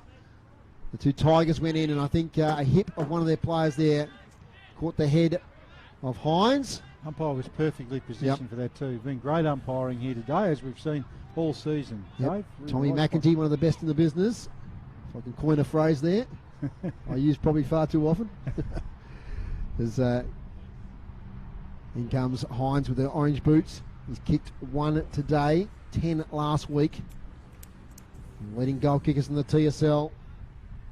This will take the margin out to 58 points if he can kick it. He's within range, 40 out, kicks towards goal. And he's just off to the left, so they've squandered an opportunity there, the Blues. 11-8-74, Kingborough 3-3-21, as Elijah Reardon clears out from fullback. Takes a bounce, looks up, sees what's in front of him on that far side. The great mark in front of the Brew Coffee Hut. Out of bounds in the full. Rob? Didn't see the boundary line there, Dave. I was looking to see if the Brew were getting something ready for us at half time. There. Blues moving it in. Looks like Tuthill, was it? Long kick. Big fly. Call of ball. Umpire's letting it go on wisely too. Nothing in that. It's Jake Smith there with a standing jump sort of situation. Yeah, great vertical leap. We see him going to the ruck from time to time, as he did earlier today. Top of the goal square. Tompkinson first hand on. Ball heads toward the boundary line. Joe Blackberry asking the question. The umpire says no. We'll throw that one in. Just around from the goals. Deep inside the Launceston forward line. And Kingborough certainly won't want to give one up here just before half time. Tompkinson, nice tap. Kingborough clear it out. Only as far as Alec Wright though. Got himself in front of Gardner. Quick kick forward there by the Kingborough player in Graham. Ball in dispute. Launceston the game buttering up. Tuthill dodges, weaves. Ball comes in again, giving the forwards another chance. Kingborough have got the numbers. And I think that boundary line's going to win there, and the umpire says, it'll be mine, we'll throw it in. Launceston, though, looking for some reward for effort for their repeat entries. They really have ramped the pressure up. Boundary thrown right in front of the Launceston club rooms. Harper in the ruck with Tompkinson. Tompkinson wins it towards Reardon. Taken by Seymour. Tries to get out of trouble. A lot of players around the contest. Cole clears the area with the handball towards Rees. Close contact. There was Lovell. It's out of bounds again. We got a free kick, a holding free kick. It's going to come back to Brady Rees. With the long hair and the headband right in front of the can bar there. Launceston supporters trying to keep warm on this chilly day. Brady Rees. Going to muck around. He's going to go long up the line here looking for Tompkinson. Flying there too was Salter. Now it lands with Tompkinson. Round the corner kick. Gee, that's a nice mark. I think that's O'Neill. It is. George O'Neill has taken the mark. Might be one last opportunity here. Lovell has had so many possessions this afternoon. Up here to Gardner. Takes a nice contested mark there. Plays on straight away. Gee, that's not a great kick. Not sure if it's gone out on the full or not. It has. Yeah, gee, why would you do that? Another skill error there. The Tigers, as they were looking promising with that move forward. Coach killer, that one, isn't it? When you've got all the momentum in a stanza and you're desperate for a goal and then you just give it away like that. Palfreyman, double figure possessions first quarter. Probably the same second quarter. Gets it to Tuthill. Back to Palfreyman for another stat. Long kick inside 50. Thurlow leads out. Tompkinson front position. Spoiled by Thurlow. Falls to Gronewagen. Round the corner kick. Clears Hines. Plenty of Tigers back. One of them is Sorty. It's a handball to Godomski. No left foot by the looks. He stops and props. Now he clears it outside towards Griggs, who can't quite take the finger tipper. Right in front of us here on the balcony of Windsor Park Function Centre. Still a close contest at North Hobart. North Launceston by 13 points deep in the second quarter. We'll hear from Brent Costello at half time on that one. Boundary throw in. Gronewagen and Tompkinson. Tompkins gets a call again from Lovell. Gee, they've worked well today, those two. Lovell to half forward, but another intercept mark from Wright. Kicks it straight away to Brown. Has Tuthill to his left. Goes longer though towards Hines, who takes a mark. No. Great defence there from Donnelly. Hines gets up though, gets it to Tyrrell. Back to Tuthill. Can he get a goal? Jack Tuthill snaps and misses. Right on half time here. And a dominant display by Launceston in the first half. 20 scoring shots to 6. And they lead 11-9-75 to 3-3-21. A margin of 54 points. As there's a little bit of how you do. As the siren goes. A bit of pushing and shoving. Doesn't look anything too serious at the moment. Surprised that Jack Tompkinson's in the middle of it. Jaden Hines there. Now it starts to go on a little bit. There's scruffing of jumpers, left, right and centre. Wait for this to settle. Josh on the camera getting all the action here. Umpire blowing the whistle, but two teams not in a hurry to separate. Let's hope nothing silly happens. Signing autographs, I think, of each other. That's it. So the protagonists now separate, head towards their halftime rooms. So just repeating that score at halftime: 11-9-75 the Blues, Kingborough 3-3-21. Max, you got the goal kickers for us there. Yeah, we have. Leading the way for the whole game so far is Jackson Thurlow of the Launceston Football Club with 5. Kicked 4 of those in the first. Brodie Palfman 2 in quick succession there in that quarter. Zach Morris with 1, Jake Smith with 1, Joby Harper with 1, and Jake Hines with 1. And for the Kingborough Tigers, one addition to their quarter-time goal kickers. We've now got Jordan Lane with 1, Tyler Carter 1, and Kieran Lovell, their sole goal kicker in that second quarter. Well, Max, look, he'd be so impressed, wouldn't he, with that first half, would Mitch Thorpe? Yeah, well, you'd want to be as a coach. Like the Tigers came out firing in that first few minutes. They kicked the first goal of the game in a very quick period of time. They were physical. They looked like they came to play. And then just the strength and the communication and the coordination of the way that the Launceston Football Club little machine rolls on. Never misses a cog. It's well oiled. All of a sudden there'd be a quick handball. There'd be to a running player. They'd be looking for a target. They weren't blazing away. And that was probably the difference in that quarter, with Kingborough trying to get the ball deep into the town end like Launceston did in that first quarter. Launceston were hitting their targets, whereas Kingborough, the ball started to hold up a bit more in the breeze. They didn't adjust to getting into the right position. They dropped a couple of chest marks that could have turned the game early in that second quarter. One to, I think it was to Jordan Lane, and I think both of them might have been Jordan Lane from memory. But you've just got to make the most of every opportunity. When Launceston allow you to get a shot at goal, you've got to kick it. Kieran Lovell did that when it was deep in the quarter, and that was really probably his other snapshot, which we thought went close, but didn't quite make it. They're probably, on reflecting of that quarter, probably the only two opportunities, that real scoring opportunities they had. And they had a lot of inside 50, so it just shows you that they didn't really get a lot of shots on goal because of that strength of that Launceston back line. But they should be getting shots on goal, because you've got Tompkinson resting down there. You've got Jordan Lane who can clunk it. You've got Tyler Carter who's mobile. You've got good in and under guys, when they're resting down there. So, I don't quite sure what the coach can say or do for them at half-time to get them back into this game. Dave Gruber's stats to half-time, then we'll have a short break. So, Grubes, what do you got for us? Yeah, Tigers got a bit of the ascendancy in the ruck that quarter, and they lead the hit-outs to the half 25-11. Clearances, they're on top there too. They've got 17 clearances to Launceston's 12 up to half-time. Pretty even in that quarter, 9-8, Kingborough's way. Inside 50s, 15 to Launceston in that quarter to Kingborough's 10. They were 10-all, but Launceston got the last 5, and they lead that 31-16 to half-time. Marks inside 50, Launceston have 9 to half-time, and the Tigers 4, and free kicks to half-time 18 to Launceston and 10 to Kingborough. Thanks to Dave Gruber there for those stats. We'll take a short break here at Windsor Park. When we come back, we'll talk to Brent Costello, who at the moment is at North Hobart, looking at the North Launceston versus North Hobart clash. Back in a moment.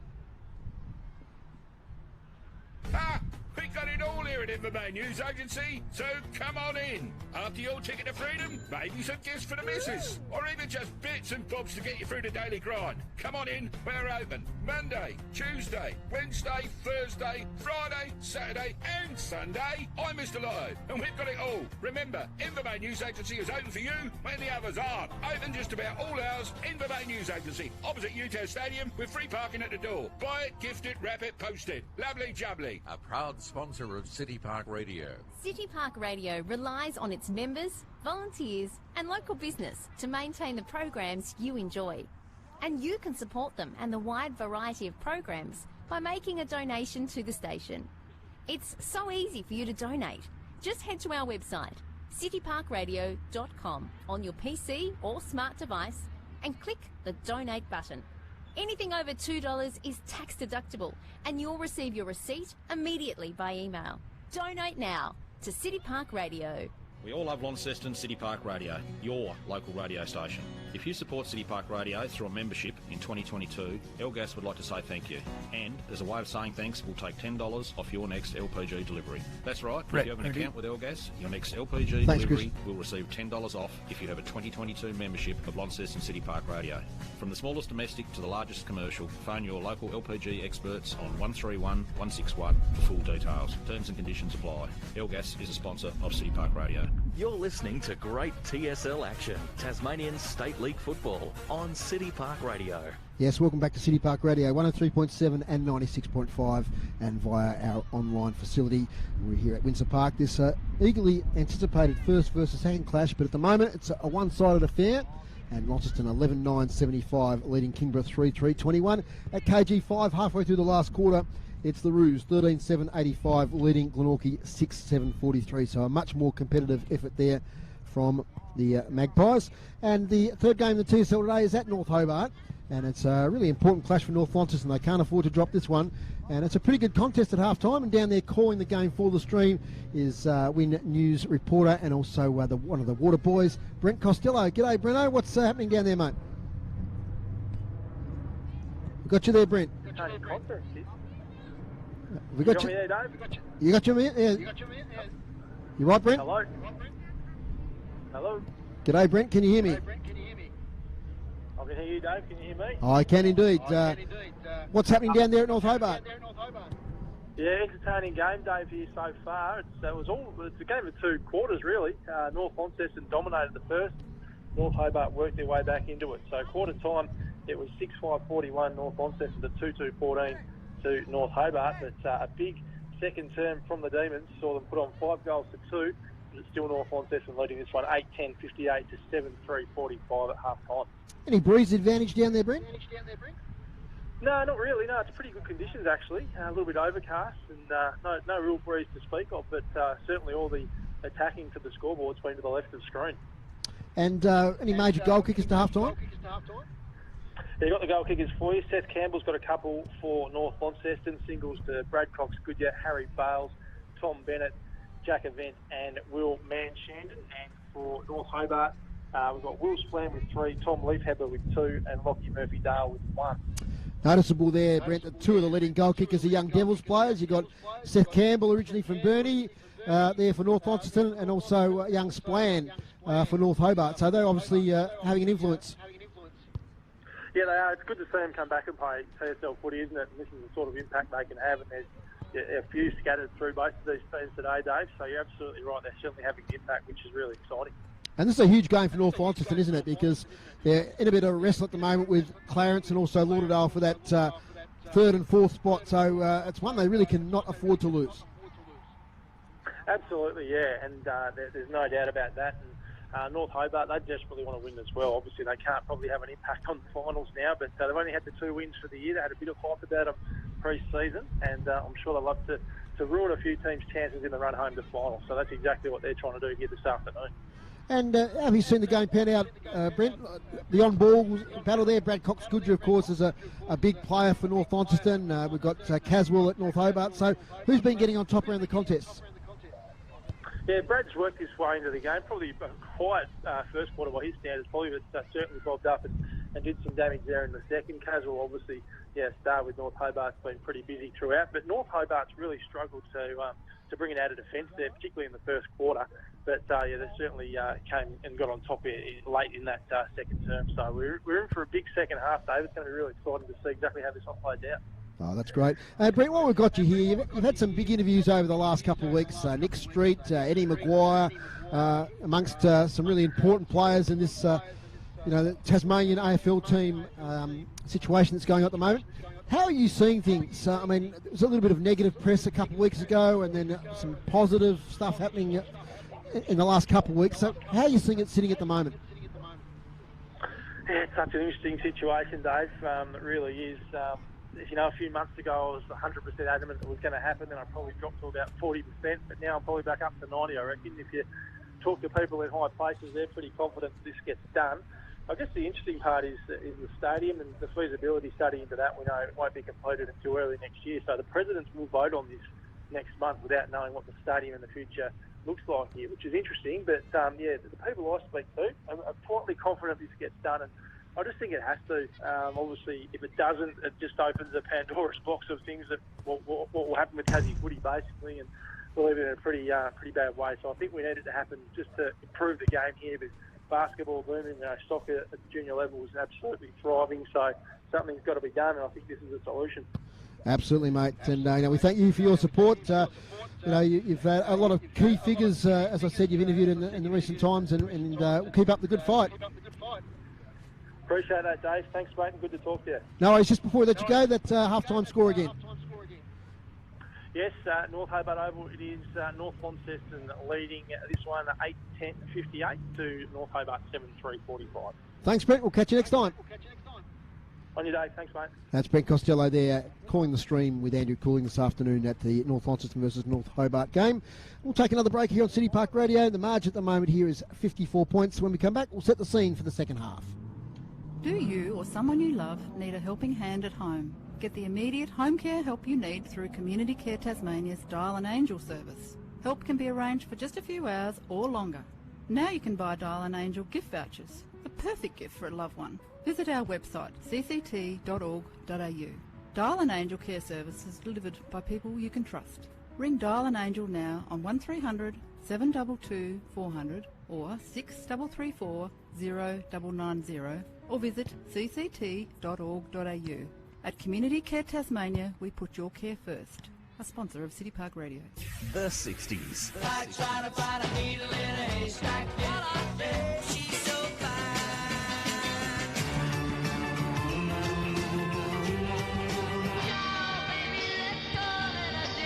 The 70s. See you right there on my TV. Most people I know think that I'm crazy.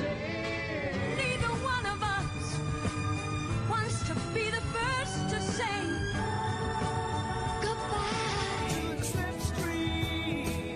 Enjoy 2 hours of the best in classic rock. On Real and in the Years. Saturdays from 5 on City Park Radio.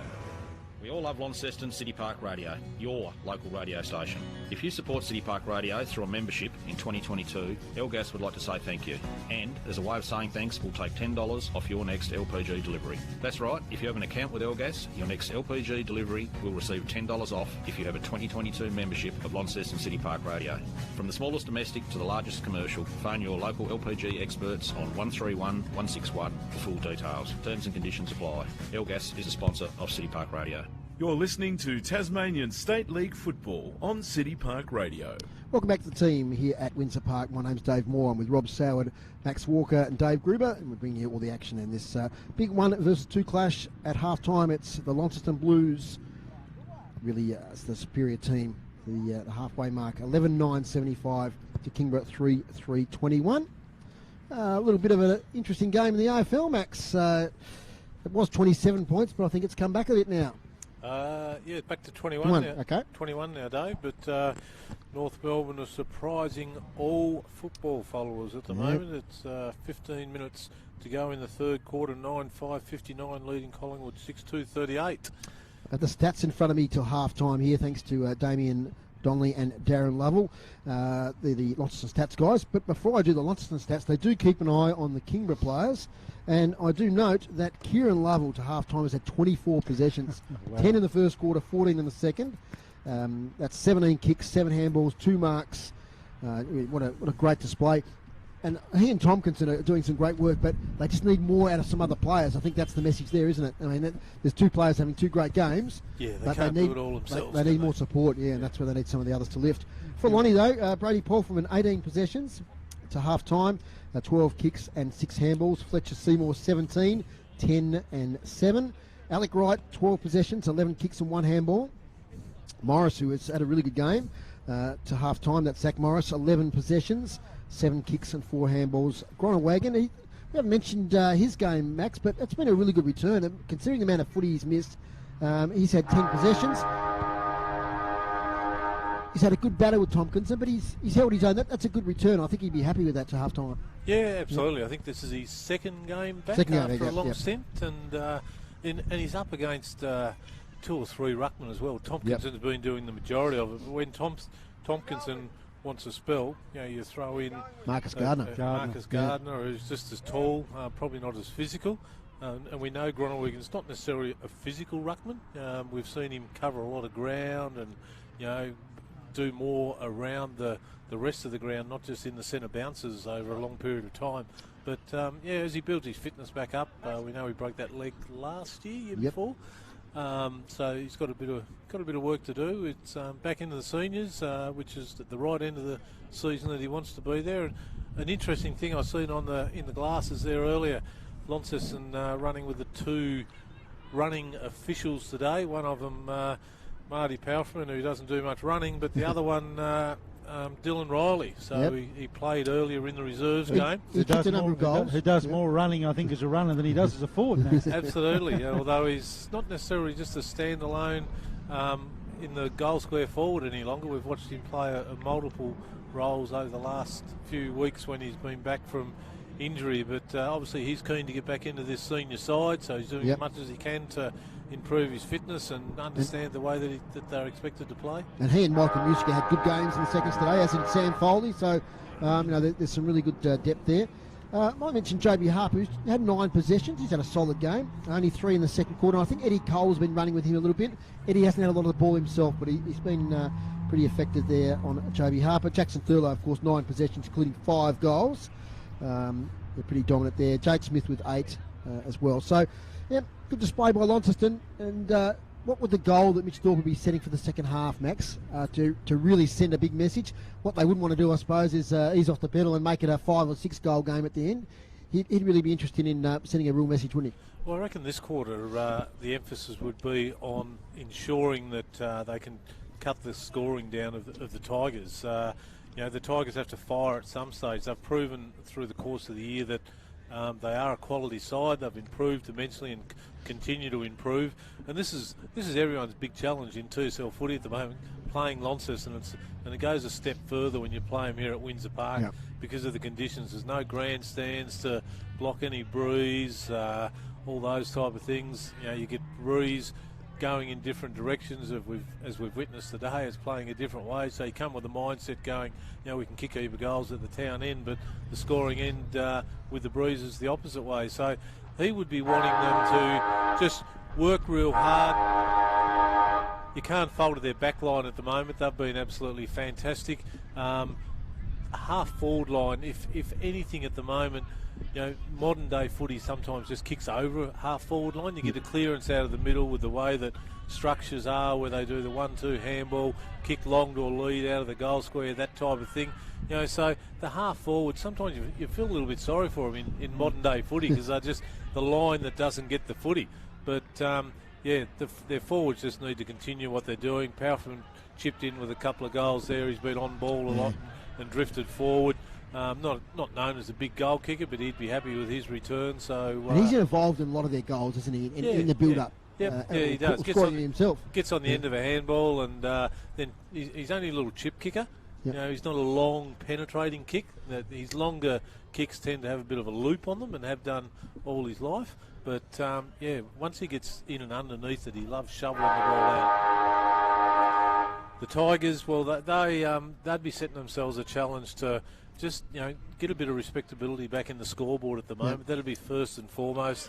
They're getting plenty of the ball, like we alluded to with groups of stats. Like I noted there when he read them out, 25-11 hit-outs in their favour. So they're getting their hands on the ball, 17 to 12 clearances. They're getting those clearances. What they need to do, though, with that clearance kick or that clearance handball, it needs to be hitting a target and setting them up, and preferably getting a kick with deep inside that 50, not a shallow entry, because then if they can get a clear mark on it, gives them a set shot.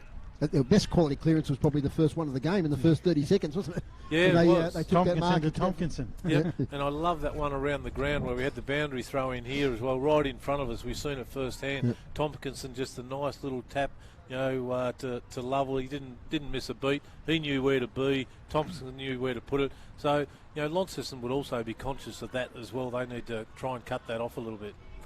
I'm not sure if there's any major injuries, so we haven't got the boundary riders today to half time. So I think all players are fit. We'll keep an eye on the benches as the afternoon progresses. Second half action, here's Rob Sowan. Tompkinson's I've called most of the day, first hand on. Umpire, Kingborough streaming forward, umpire wants it back. I think it's actually going to be against Tompkinson. It's going to be to Joe Gronewagen there. No, Fletcher Seymour. No, Joe Gronewagen. It must have been hanging on. Free kick. 50. 50. And 50. Yeah. Not returning the ball. I think it's because they kicked the ball forward after the decision was made. I wish he'd have been umpiring that Richmond Swans game, Max, I'll tell you. But anyway, I haven't forgotten that one. Gronewagen with the benefit of 50. He's going to strike this from inside the 50. Nice strike of the ball. Sits it up at the top of the square. Kingborough have got the numbers. Hines flies for Launceston. Ball in dispute. Launceston player there crashing through. Pack forms. Just outside the goal square, and the umpire said it's mine. He's going to ball it up. Probably around about 25 metres out from the Blues' goal. And Cole still on Harper, wearing him like a glove. He's been good, Cole. Umpire balls it up. Tompkinson, nice clever little tap there. Ball smothered. Quick hands there from Launceston. Looking for an option. Blackberry turns left, right. Caught. That's going to be holding the ball. Good tackle there, Lockie Godomski in the back pocket. It was a great tackle there from Godomski. He's been under pressure a lot today. Be pleased with that one. That's a pretty ordinary kick though. Puts his teammate under a lot of pressure. Goes back there level, clean as always. Kingborough player there running towards us. Obviously can't see his number. Drives it long, back into the centre of the ground. Launceston with the numbers. Sits beautifully there though for Connor Solder. Inside 50. Blues defenders there. Smith. Jake Smith that is. Back to Alec Wright. Coming back towards us at the commentary side of the ground. It's really nice work there from Casey Brown. Takes the tackle, goes back inboard. Beats everyone. Fletcher Seymour in the hunt for it. Puts his head over it. Lovell. Kick inside the Kingborough 50. Launceston with the numbers though. Need to gain possession of it there. And they do so through House. House kicks outside defensive 50 straight to Lovell. Back to Gardner over his head. Woolley does well. Takes possession. Tackled. Chance here. Salter. Right foot snap, Connor Salter kicks a goal. And that's the one they wanted early doors of this third quarter. Connor Salter, the recruit this year from Brighton. Kicked a lot of goals in the SFL. He kicks the first of this third quarter. And that's their fourth. 4-3-27. Trailing Launceston 11-9-75. Max. Made hard work of it though, didn't they? They toiled away for, a minute and a half, I guess. Just to try and just continually get that into their forward line, repelled a couple of times, and just true perseverance. One out on the day there for that one, and good little side step by the big Connor Solder, and straight through the middle. Mind you, I didn't think it got there by that much because the masked crusader there down in the goal square with the furry face, that goal umpire, he covered a lot of ground. Back in the middle with Tompkinson, wins the tap. It's going to be sharked here though by Polfram, and he takes possession, adding possession to half time. Now to Harper. Tompkinson lays on him. Casey Brown, nice little look away handball to Polfram, and now to Seymour, to Harper. That on-ball brigade combining there for Launceston. Kick goes forward, marked by Cooper Sorty at half back. He has a 45 kick now to Adams, who takes it, defensive side of the wing. His eyes are looking inside. No options there, so he goes long up the line here. Lane from behind, but funked away by Gronewagen. As far as Lovell, skips around, kicks towards full forward, picked up by Gardner, couldn't quite get the handball away to O'Neill. Now it's with Leake.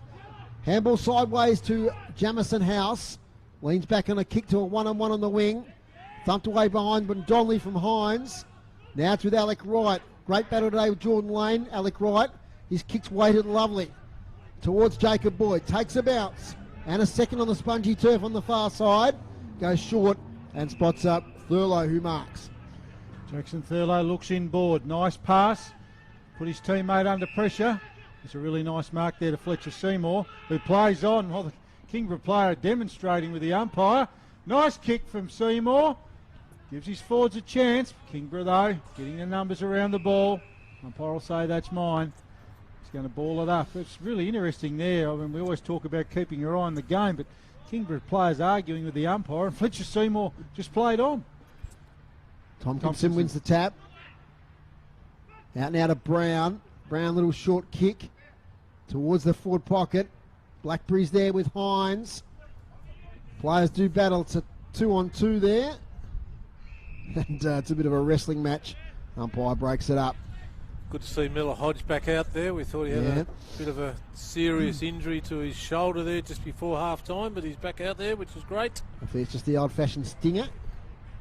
Tompkinson wins another tap. Tries to find Will Clifford. There's laser tackle. And there's going to be another boundary throw in on the far side. Furthest point away from our commentary position in the balcony in the Windsor Function Centre. So an early goal to Kingborough gives them a little bit of belief. They've got the breeze this quarter, but as we've said, scoring has happened at both ends, especially by Launceston. Groenewegen, nice tap to Seymour, snap towards the goal square, keeping his feet as Thurlow, but it was touched by Godomski, through for a behind. So Launceston 11-10-76, Kingborough 4-3-27. Kingborough defence has been working really, really well in the early stages of this quarter, putting some pressure around the ball carrier. Reardon runs his full measure and then some. Very lucky there. Long kick towards the wing though. The direction of Tompkinson. Launceston have got the numbers. Comes away there through Jake Hines. Back into the centre of the ground. That's a great mark under pressure. Looks like Brady Palfreyman. Looking to go by hand but says no. Changes his mind. Has a look to see what's in front of him and plays on. Heads out to that far side of the ground towards Reardon. We've got a fist in it there for Kingborough. Ball's heading out towards the boundary line, and despite the best efforts there of Alec Wright, Max heads over the boundary line. Yeah, but see, that's the mark that from the Reardon kick that Tompkinson needed to take, because then they were out. Yeah. Whereas the opposite is it hits the ground, Palfreyman butters up, and it's now back into the Launceston forward line. It is. You get the replay, don't you? There we go. Taken away by Kingborough, heading out towards the true wing position, and that's taken there. Is that I can't see his number. Nice kick there. Heads inboard to O'Neill. Back towards the centre of the ground, and he finds Edward Golding. Looks up to see what's in front of him. Short kick. He's almost, he's picked Jamison House out there. That's a poor kick. Riley Ashland was running towards him, and he's basically put it on House's chest. House heads out towards the wing position in the direction of Groenewegen. The umpire's called that's a push out. Joe Groenewegen will get the relieving free kick there. Groenewegen on the wing, up against Gardner on that occasion. Goes short. Spots up Jaden Hines. Had a pretty good game today. Jaden Hines. His kick semi-smothered. So chance here. Lovell picks it up. Handballs backwards to Ashland. His handball coughs up there to Harper. Harper now inside 50 towards Blackberry. Can't quite take possession. Jake Hines fighting for it. Brady Ruiz on the bottom of the contest. No Pryor. There'll be a ball up on attacking 50. So this quarter so far, Kingborough 5 inside 50s to 3. And the only goal.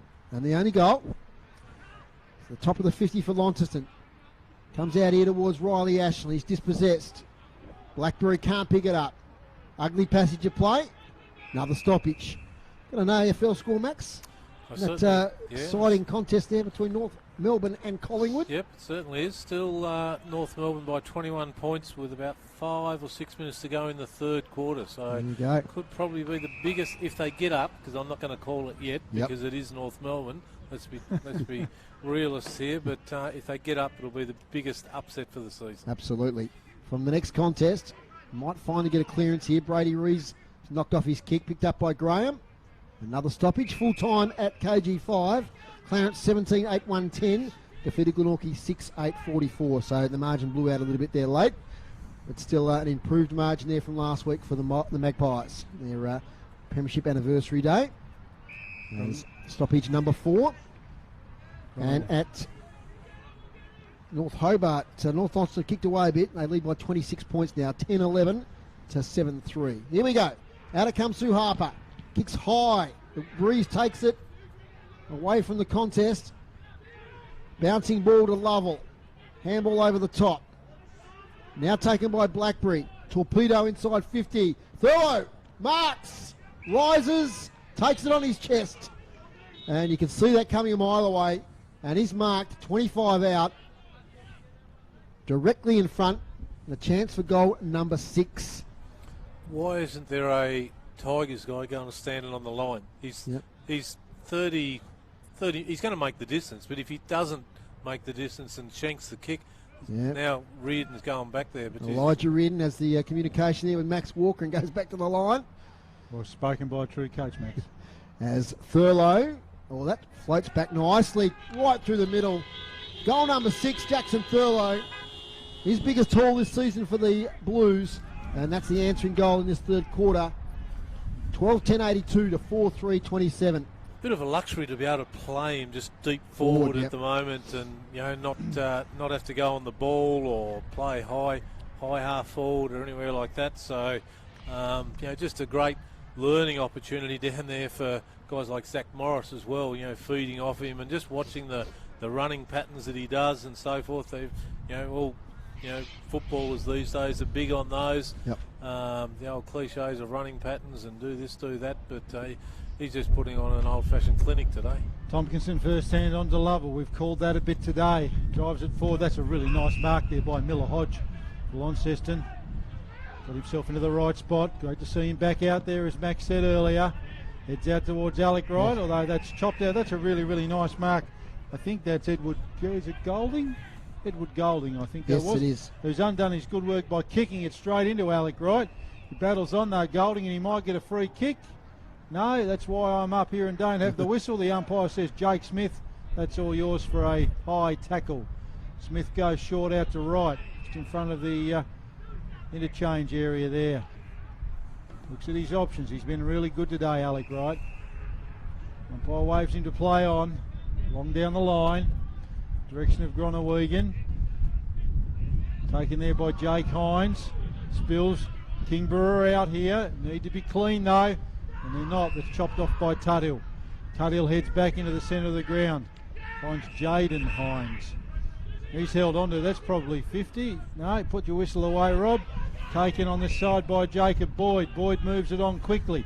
Not his best kick, although that's a really, really great and courageous mark from Ryan Tyrrell. In between two Kingborough defenders, moves it quickly to the top of the square, and that's a fantastic mark. Jay Blackberry using all of his experience. I think he's the game's record holder, if I remember, for the league. Jay Blackberry, and all of his experience there, got himself into the right spot. Godomsky, I think it is, they're just thinking, well, what could I have done? But Jay Blackberry, very, very smart, and particularly around goals. He doesn't mind a goal, Max. No, he doesn't. And this is his bread and butter, these ones. Yeah. But today he's got burnt toast. He has got burnt toast. He struck it beautifully too. But the breeze just took that. Yeah, it did. And it's very strong out there at the moment, isn't it, that breeze? It's gusty, and again, as we said, it's blowing across the ground. It's not blowing goal to goal. If it did, that would have carried through. Elijah Reardon, long out of fullback, getting to the centre of the ground, looking for Tompkinson. Goes over his head, taken by Harper. Handballs to space, and in that space is Miller Hodge. Kicks it into the side 50, and luck's of fortune is Ryan Tyrrell. Is in the right spot at the right time. So good work there, Miller Hodge. As we said, we thought that might have been a game-ending shoulder injury there. He's still flexing it a little bit, but good to see him back on the ground. And another chance here. No shots are easy at the moment, as we said, with the swirling breeze. Can't really appreciate it in our spot because it's from behind us, way across the ground. As Tyrrell allows for it nicely, drifts back, goal to Launceston, 13-11-89 to 4-3-27, margin out to a game high 62 points. We've been playing 14.5 minutes into this quarter. Today's broadcast brought to you by Elgas for your LPG needs statewide. Talk to the locals with knowledge, phone 131 161. Max, after a promising start by Kingborough, Launceston are staying to get back on top. Yeah, they have, and we spoke about it pre-game, didn't we, that what the Tigers had to do to stay in this game for an extended period, and they haven't been able to be really genuinely in the game since probably halfway through that first quarter, really. Huge gap between first and second at the moment. Tompkinson wins his own ball as he did to start the game, but Launceston have got the numbers through. Jake Smith, quick hands there. Kicked by Harper to the far side of the ground. Looked like it was going to go Kingborough's way, but picked up by Jaden Hines. Back into the centre of the ground, and that's a really, really nice mark there taken by Bailey Gillow. Really read that ball really, really well into the breeze. Gillow looks to play on, which he does. Goes to Jake Smith. Smith runs around. Heads out to that far side forward pocket. Kingborough have got the numbers and they're going to move it out. Clever, sensible ball movement. Back into the centre of the ground. They undo the sensible ball movement, although the Launceston player dropped the mark. Tompkinson gathers for Kingborough. Nice long kick there. Alec Wright pushes off his opponent. Gathers the ball well. Just in front of the interchange bench. Back inside to Tuthill. Tuthill by hand to Hodge. Hodge is escorted over the boundary line almost into one of the boxes there around the boundary line, Dave. As it's going to be thrown in the just around from the wing position. 5 goals to 0 in the third quarter to North Launceston. They lead 12-11-83 to 7-3-45. Boundary throw in. Falls short. Taken by Sorty. Here's a chance for the Tigers. Sorty kicks inside 50. The target there is Gardner. Thumped away by the Launceston defence. Can Graham get there in time? He can't. As it rolls through from behind for 28 to the Tigers. Launceston 13-11-89. It's delivery into the forward line though, Dave. You did that at the other end with Launceston, and the players around him would be telling that it's not good enough. Whereas the Tigers then, they were just happy to get the ball into their forward 50 in the quarter, but put it up the other end and there'd be fingers being pointed. You know, you're not doing it right. You can't just bomb it in like that. James Leake kicks it out of bounds in the full, so Lovell with the resulting free kick. Contest there, but so many Launceston defenders there. They're double teaming Jordan Lane every time, and this time Alec Wright, who's been a colossus back there this afternoon, takes another mark. In the back pocket, he plays on, kicks up here, and that's going to float out of bounds in the full as well. And Kieran Lovell will take the free kick for a second time. It's like a replay. That one, exactly the same spot. Now, will he go that long option again? There's a lot of players ahead of him. It's hard to spot anyone up, so he does have to go long to the pocket. Jordan Lane works his way in for a mark, is it? No. Got his hands to it. Didn't take full purchase of it. Gets up gingerly, but it's in an attacking position here for Kingborough. 2 goals to 1 in this third quarter. Boundary throw in. Jamison House and Marcus Gardner. House wins it. Gets it to Leake. Nice little kick from Leake, but only as far as Tompkinson. Picks it up now. Bulldozes his way out of the congestion, and he's held. Is Jack Tompkinson.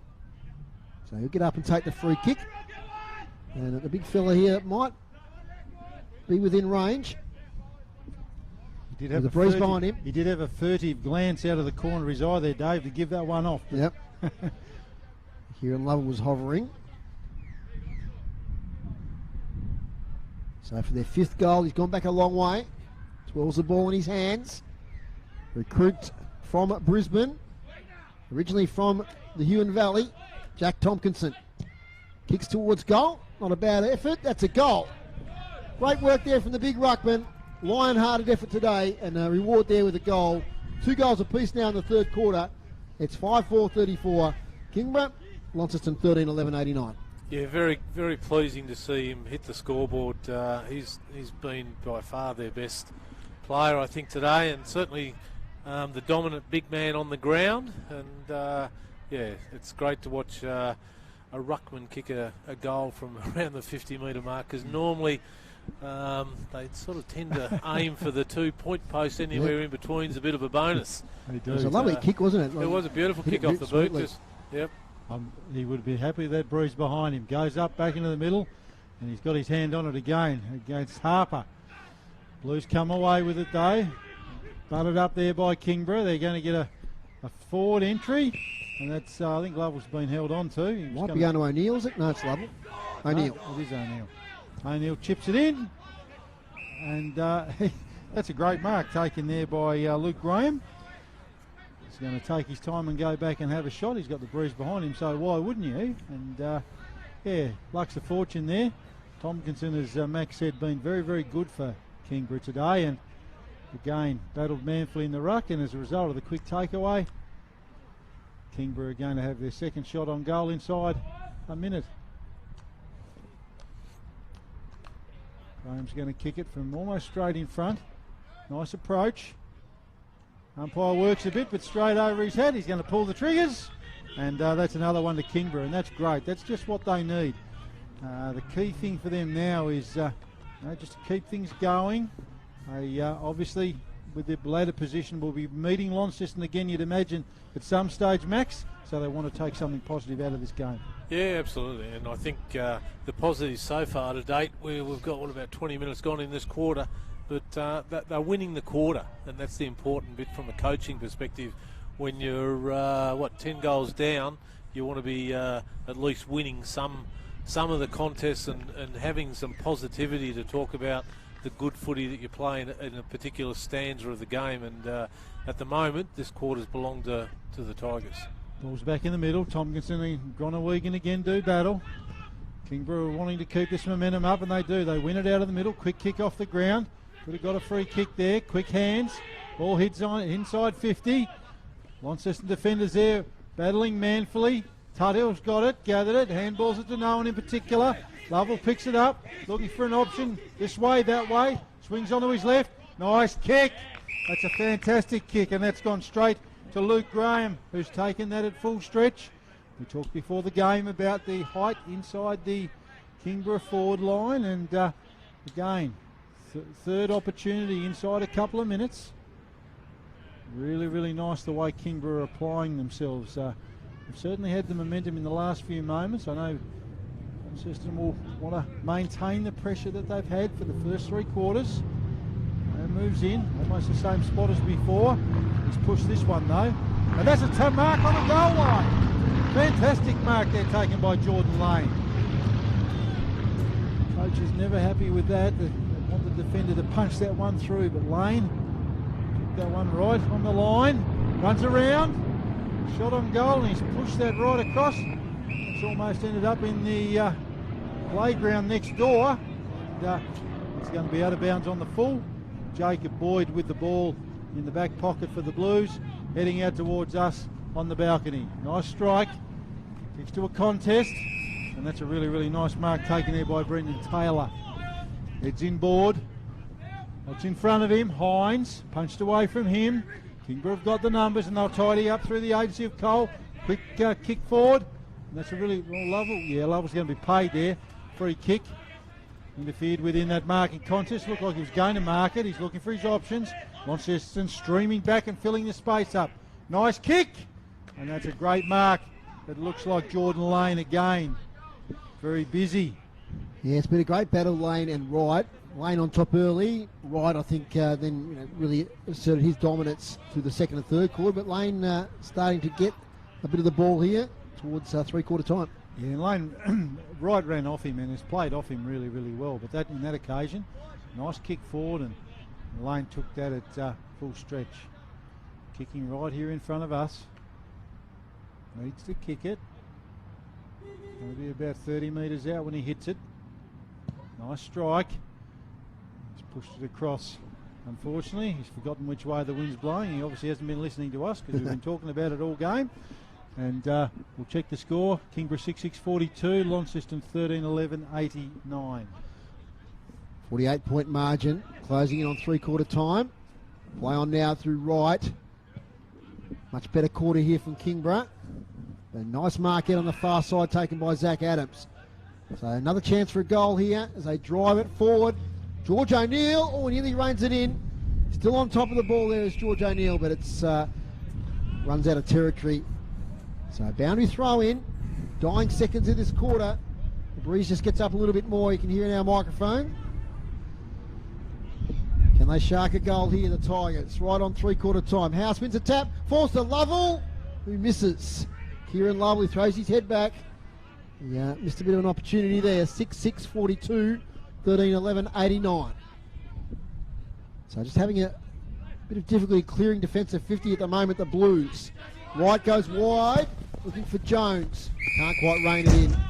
And out of bounds. inside 50s would be well in favour of the Tigers, I suspect, certainly in the last 10 minutes. Yeah, it's, this quarter's 13-7 their way. Of course, they've had the breeze. We must acknowledge that. And Launceston will be coming home with it in the final quarter. Front position, Tompkinson. Now it's Seymour, surrounded by Tigers. Another ball up. Next week we're back here at Windsor Park. Launceston versus North Launceston. Another test for the Blues. Taken by Graham. And he's not escaping the contest. Another ball up. Umpire Tom McEntee. Officiating today with Casey Fellows and Mark Tuckett. Umpiring group. Riley Ashland taps it away, but it's taken by Paul Freeman. He turns and kicks to the wing. One-on-one there, Jones and Reardon. Reardon nearly takes a one-hander. Goes back in again, does Elijah Reardon. Godomsky can't escape. Another ball up. So just a bit of a scrappy little last couple of minutes here. 26 minutes nearly gone. Can't be long left in this third stanza of play here at Windsor Park. Tompkinson takes it out of the ruck contest. Tries to wrestle free. It's taken off him by Tyrrell. And he's wrestled to a standstill as well. Almost like a rolling maul there, Dave, wasn't it? Certainly is. Gee, a big quarter for North Launceston. 6 goals. 6 goals, 6 in the third quarter. They now lead by 48 points down there at North Hobart. Picking up is Brendan Taylor. He's tackled. Another stoppage. Rob, see if he can clear it out. Yeah, it's got really scrappy, but I think the Kingborough coach would certainly be pleased with the endeavour they've shown this quarter after that big half-time deficit. Goes up on the true wing position. Tompkinson first hand on. Lovell comes away with a tackle, shrugs it, gets up, bounces back. Ball smothered inadvertently by Groenewegen. Lovell gets it back. That's a great chase down tackle. That's going to be holding the ball. Nope. No, that's why again I keep saying, Rob, put your whistle away. No, it's a great tackle there. Maxie, you've got an update for us. Yeah, North Melbourne just still in front, teasing Collingwood at the moment. 19 points with about 18 minutes to go in the last. Kingborough with the last foray forward in this quarter, but that's going to be chopped out, and that's a nice mark taken there by James Leake. Not long to go, I wouldn't think, in this quarter. Leake. Reardon with a great one-handed mark. We know he can take a mark. Dave mentioned it before the game. Fantastic mark last season, but nice one-hander there from Reardon. Drives it along. Blackberry in the perfect spot. Off hands. Khalil, I think, probably had the last hand on that, and that's going to be out of bounds just in front of us here in the balcony that we're on today. Hypothermia, the Antarctic Explorers train here, I think, Dave. Lovely air conditioning, isn't it? We've got a bit of sun now. Boundary throw in. 60 out from the Tigers' goal. Tompkinson wins the tap, but we're right out of time here in this third quarter. And at three-quarter time, there's still the Blues well on top. 13-11-89, leading Kingborough 6-6-42. Rob Sheik there, it was 2 goals, 2 to Launceston. In that quarter, 3 goals, 3 to Kingborough, so they doubled their score there in that third quarter. Max, your goal kickers and then your thoughts about the third quarter. Yep, thanks very much, Dave. Goal kickers to date, we'll start with Launceston. We've got Jackson Thurlow with 6. We have Brody Palfreman 2, singles 2, Morris, Smith, Tyrrell, Harper and Jake Hines. And for Kingborough, all singles to date, we have Kieran Lovell, Jordan Lane, Tompkinson, Salter, Graham and Tyler Carter with his solitary goal in the first quarter. Okay, Max, much better quarter there from Kingborough. They did have the breeze, that has to be acknowledged, but yeah, they look much more competitive. Yeah, they did have the breeze, and they started to move the ball a little bit better on occasions. They still tended to, from an observation from here, panic a little bit. They just wanted to get it in there too quickly. But sometimes you have to do that as well when you're working against such a well organised backline, because if you hold it too long, then your on-ballers drift back, fill the holes up, the forwards get frustrated, they've got nowhere to run to. So sometimes you just got to do those chaotic, chaos balls in there and hope that you have the small forwards underneath to be able to do it, like we saw Connor Salter get in and amongst it there a couple of times. Luke Graham. Yep. provided a small presence and a lead-up presence as well. Took a couple of marks in that quarter, and they've got a great guy, great set of hands up there, young Jordan Lane. They just don't get it to him often enough. Like, he's a perfect build. I think they have double teamed him a couple of times today. Yeah, they have. Yeah, and I guess the one negative against it is that who's playing on at the moment? I think it was Miller Hodge and Alec Wright. Sorry. He's just got the mobility to run away from him and elude him. So he's a bit of one of those turning cruise ships, isn't he? Takes a big wide arc to get around. But look, they looked a lot better in that quarter. So I think their coaching staff they realise the game's well and truly out of their reach now. But I think they'd be setting them a goal to just win. We've won that quarter. Let's win the half of footy. We're not going to win the game of footy, but let's win the half. And to do that, Tompkinson's got to keep being on top. Kieran Lovell, we saw him have a bit of a spell that quarter, played forward for probably half the quarter. So he's probably refreshed now to get back into the middle. And it's been a great contest too. You called it earlier, Dave. I think it's Eddie Cole on Harper. Yeah. So I've just been watching those a little bit. Cole just hasn't given him an inch, and Harper, we know he's got great stamina. He'll just keep toiling away, and at some stage during the course of the game, or whether it be this game or the next time they play when they match up, he'll break loose and cut loose and end up with 20 or 30 possessions and 2 or 3 goals, which is what he can do. He can swing a game by kicking those 2 or 3 out of the middle. He goes and rucks. He'll go and rest in the forward line. You find him anywhere because he's so versatile. Now we have to go for a break. But before I do, we're the same vintage, and you might remember there's a game back, I think it might have been in the 70s or 80s, when Peter Featherby had 50 possessions, the ex-Geelong champ. At the moment, Kieran Lovell has 39 possessions to three-quarter time after having another 15 in that quarter. But we might talk more about that after the break, because we must get some messages from City Park Radio. Three-quarter time, it's Launceston 13-11-89 to Kingborough 6-6-42. Back in a moment. We all love Launceston City Park Radio, your local radio station. If you support City Park Radio through a membership in 2022, Elgas would like to say thank you.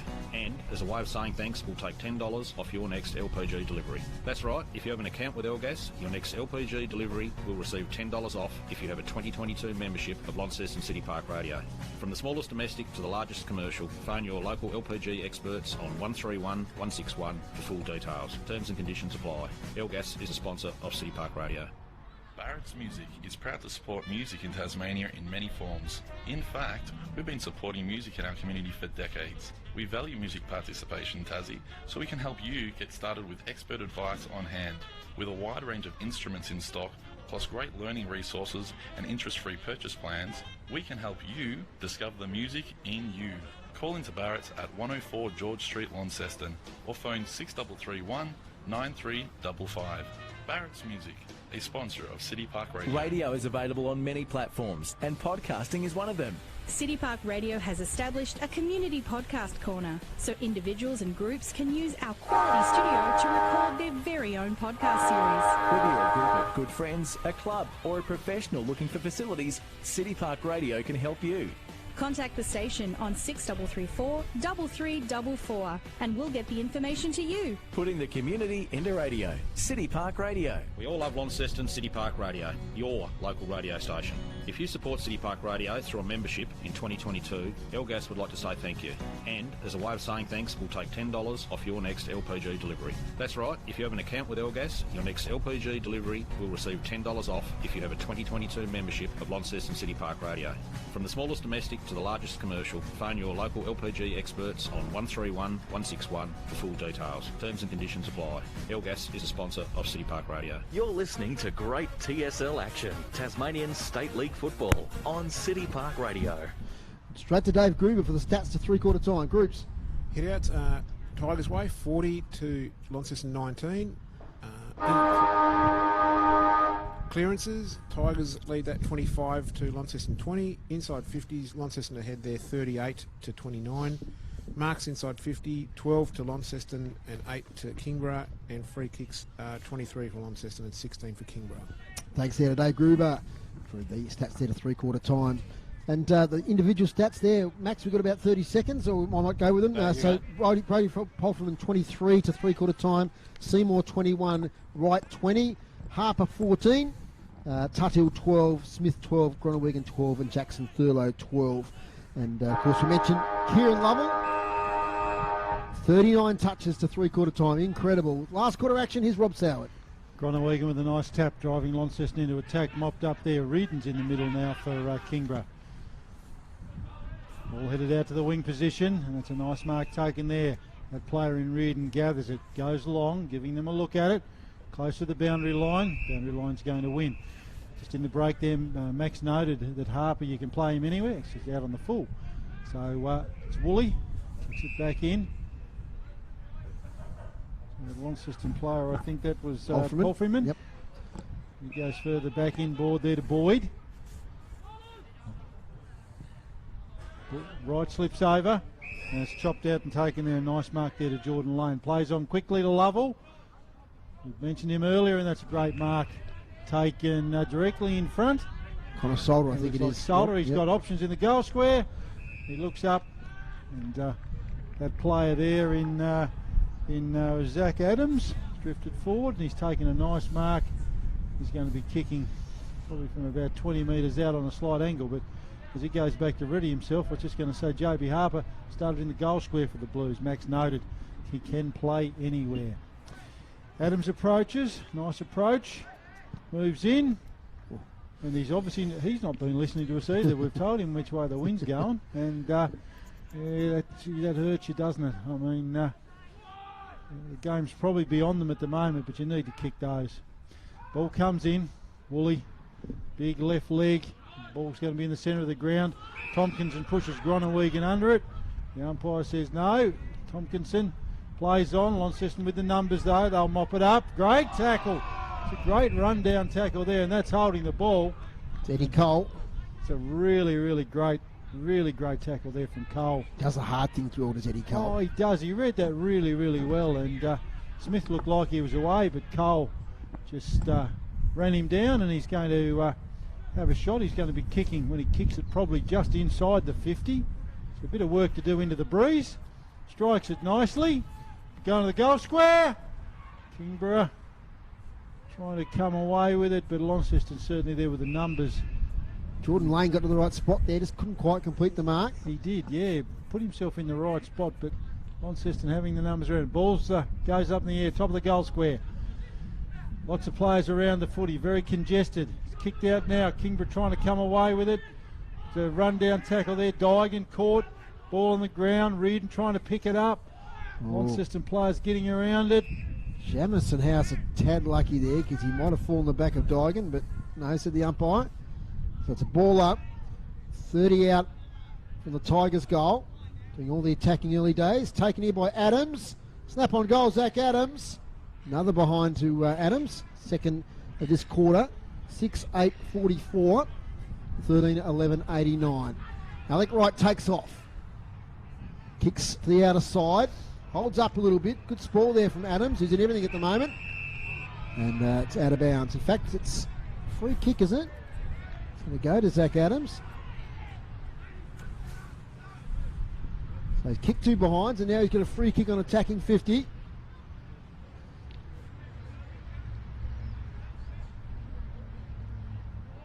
Right underneath the light post there. The lights are on. Sun's starting to set here at Windsor Park. Short kick in, dangerous. Oh, nearly a mark there taken by Lane. Spills, sharked away there from the contest nicely by Woolley. He goes the big up and under to the wing. It's going to go to Godomski though. He can't quite take the mark. He taps it backwards. He's going to be under pressure when he takes possession. Oh dear, he turned out of bounds. Umpire says deliberate. Insufficient intent. Yeah. As Thurlow was on his hammer. Now Thurlow has the free kick. He kicks. Ball holds up in the breeze. Tyrrell thumped away by Reardon. Back here towards Donnelly. He can't take it. Sorty mops up. Corralled. Has to kick under pressure towards the boundary line. Another mark here to Thurlow. And with a breeze behind him, not out of the question. Now he plays on. Snaps from 50. Jackson Thurlow. Goal number 7. What a beauty that is. From the boundary line. Set it on the breeze and it sailed through. And that's the first goal of the last quarter. 14-11-95. 6-8-44. What a snap. Maxie Walker from Jackson Thurlow. Yeah, it was a great snap, and I was watching. As soon as he kicked it, he knew that he'd kicked the goal. He hit it in the sweet spot of the ball and knew that on the right angle and so forth. But if we just go back to the play beforehand, where we're on the other side of the ground, so certainly not questioning the umpire's decision, but it was a loose ball. Badinsky had punched it and chased it, and he picked it up and turned around, and he must have been over the line. Yeah. He said, and then probably an unusual call as an observation from here. Yep, ball back in the middle. Tompkinson wins his own ball again. Third time today he's done that. Tapped it to himself.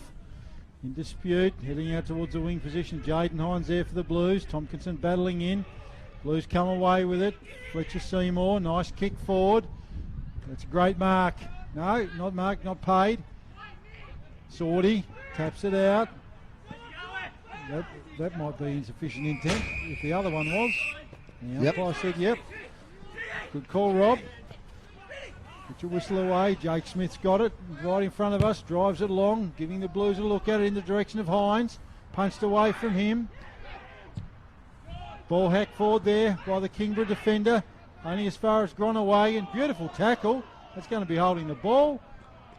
The umpire says, no, that's mine. But Tompkinson not pleased? No, he's not. Groenewegen got himself in the right position. Tompkinson and Groenewegen do battle. Tompkinson, nice tap. Driven forward there by Ashland. Launceston with the numbers as they've had most of the day.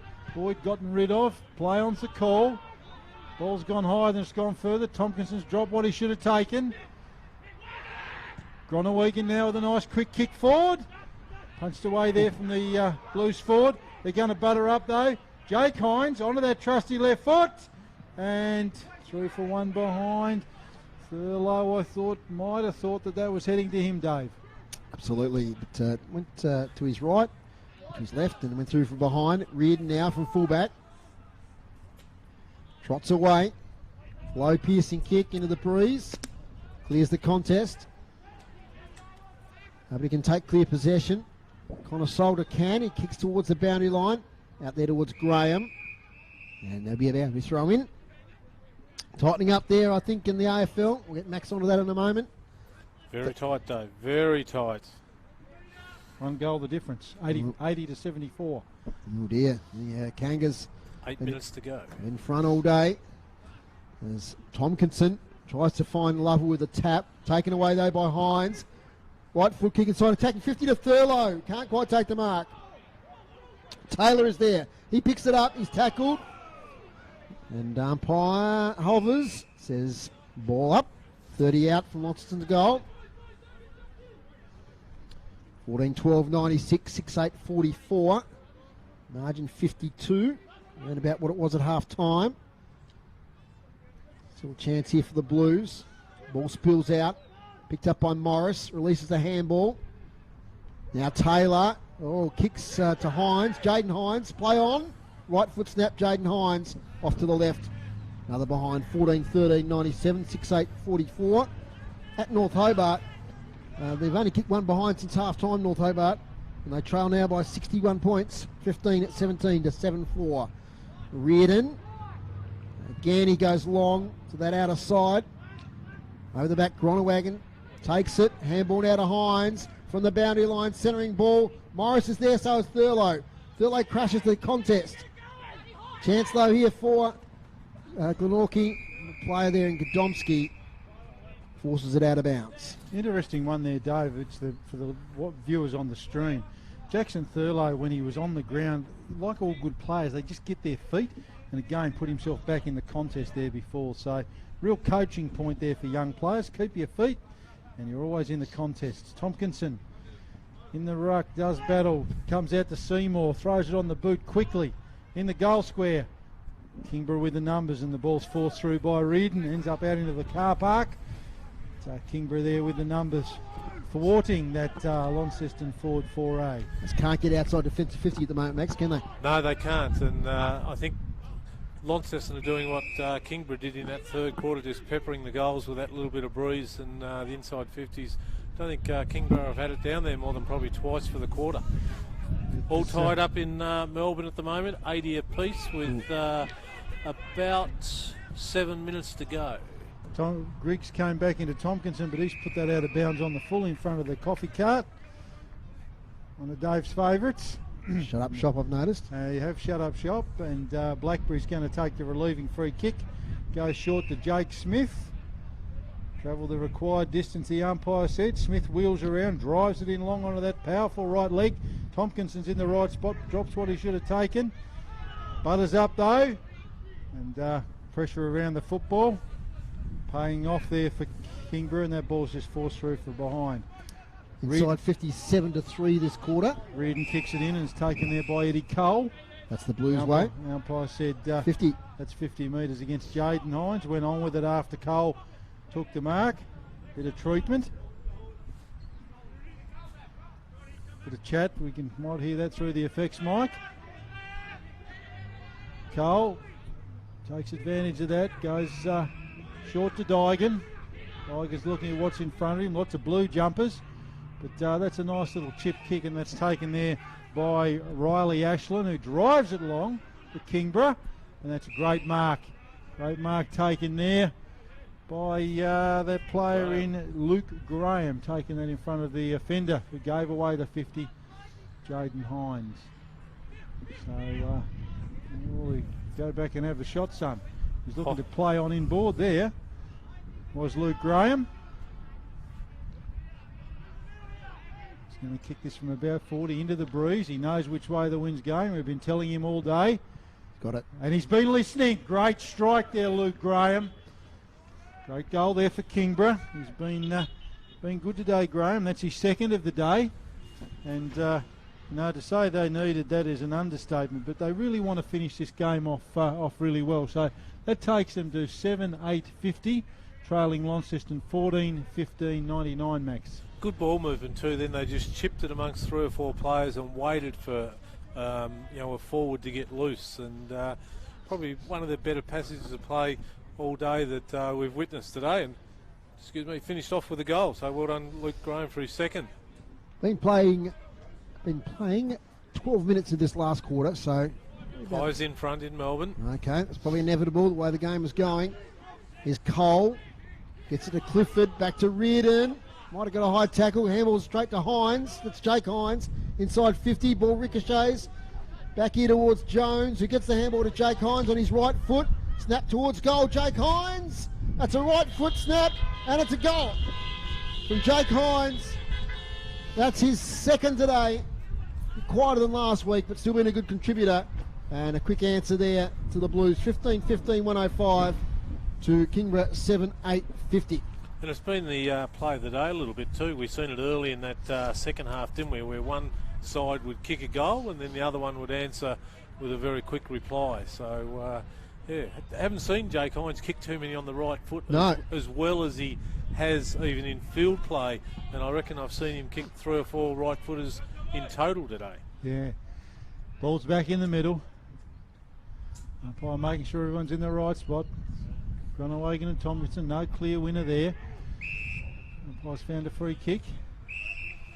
It's Lockie Clifford, I think. It's going to go to Clifford. Yep. And someone was hanging on. Clifford moves it on quickly by foot. Sits it up into the breeze. Great work there from right in defence. Blues are going to come away with it. Miller Hodge quickly onto the boot. Bucks a fortune. So Hines, Jaden. Launceston player there slipped over, giving plenty of opportunity there for Kingborough. Took too much time. Lovell's trying to win that one back. Little cute kick inside. Taken there by Donnelly. He's moved it on quickly to Reardon. Breaks the tackle. Great play. Then slips over. Right, as he's done all day. Mops it up across half back. So that ball's going to go higher than it goes further towards Groenewegen, but a nice mark there taken by Jake Hines. Sits it up to the advantage of Palfreyman. Palfreyman looks up, the call goes out, Palf, and that's taken inside. Nice mark there by Brown. Not Brown, sorry, that's Tyrrell. Nice, beautifully weighted kick, and it looks like that man Jackson Thurlow, is it? Yep. He'd probably man him up, wouldn't you, I reckon? But anyway, Thurlow getting himself into all the right positions today.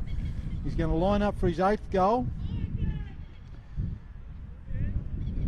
distance obviously won't be a problem. He's going to kick it from about 15 metres when he hits it on a slight angle. Strikes it beautifully, and that's goal number 8 for Jackson Thurlow. What a day out he's having.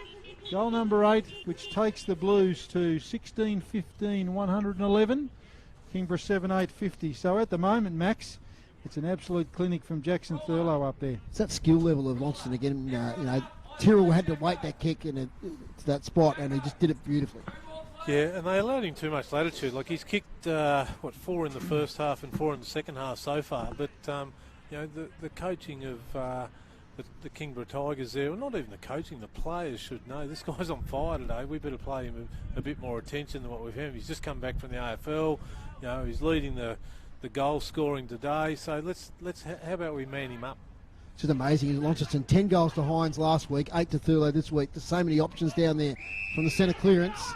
Casey Brown, defensive side of the wing.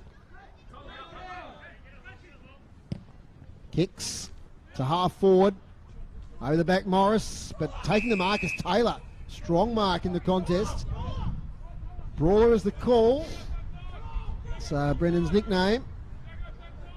He's got a crowded 50 ahead. He might still on a shot here with the breeze behind him. Man on the mark on 48. Let's see what he can do. Brendan Taylor, as always, right, far right, out of bounds on the full. So relieving free kick for Elijah Reardon. And a hard day for votes, Max, because we've had Lovell with 40 plus possessions, Thurlow with 8 goals, Polfreeman lots of possessions, Seymour, Tompkinson, nice relieving kick there, comes out to Griggs. Griggs goes short here, looking for Golding, hits him on the chest. There's a sideways kick now, taken by Donley, waits on the handball, gets it to Digan, back to Donley. And worked it out from defence pretty well here. Kick looking for Tompkinson. He can't quite take the mark on his chest. Now the Blues are away through Seymour. He slips over at the crucial moment. His pocket is picked there by Graham. Graham long kick to Lane. A one-on-one with Leake. Can Lane get it before it goes out of the bounds? No, he can't. So boundary throw in right half forward. I can tell you we're going to have an interested listener who'll be waiting on these votes, and that'll be Macca McGee in North Queensland. Dave? I think the Pies are home too in MCG. By 7 points, yeah. Heartbreak for the Kangas. Oh, terrible. How tragic for them. Boundary throw in. Clears everybody. Taken by Graham. Launches for goal. Off to the right. And will sneak in for a behind. Today's broadcast brought to you by Elgas through LPG needs statewide. Talk to the locals with knowledge. Phone 131 161. Thank you for your support, Elgas. As it comes out from defence. Taken in defensive 50 by Seymour. Seymour short, looking for Brown and finding him. Casey Brown. Looks inside. They like that 45 kick from here. Harper's there if he wants to go that direction. He doesn't. Up the wing. Gronawagon and Gardner. Gardner can't take it. Sport probably by Sorty, his teammate. Tyrrell handball to Blackberry. Tries to escape the contest and he can't. Back to Sorty. Now to Lovell. He'll be under pressure. He gets away.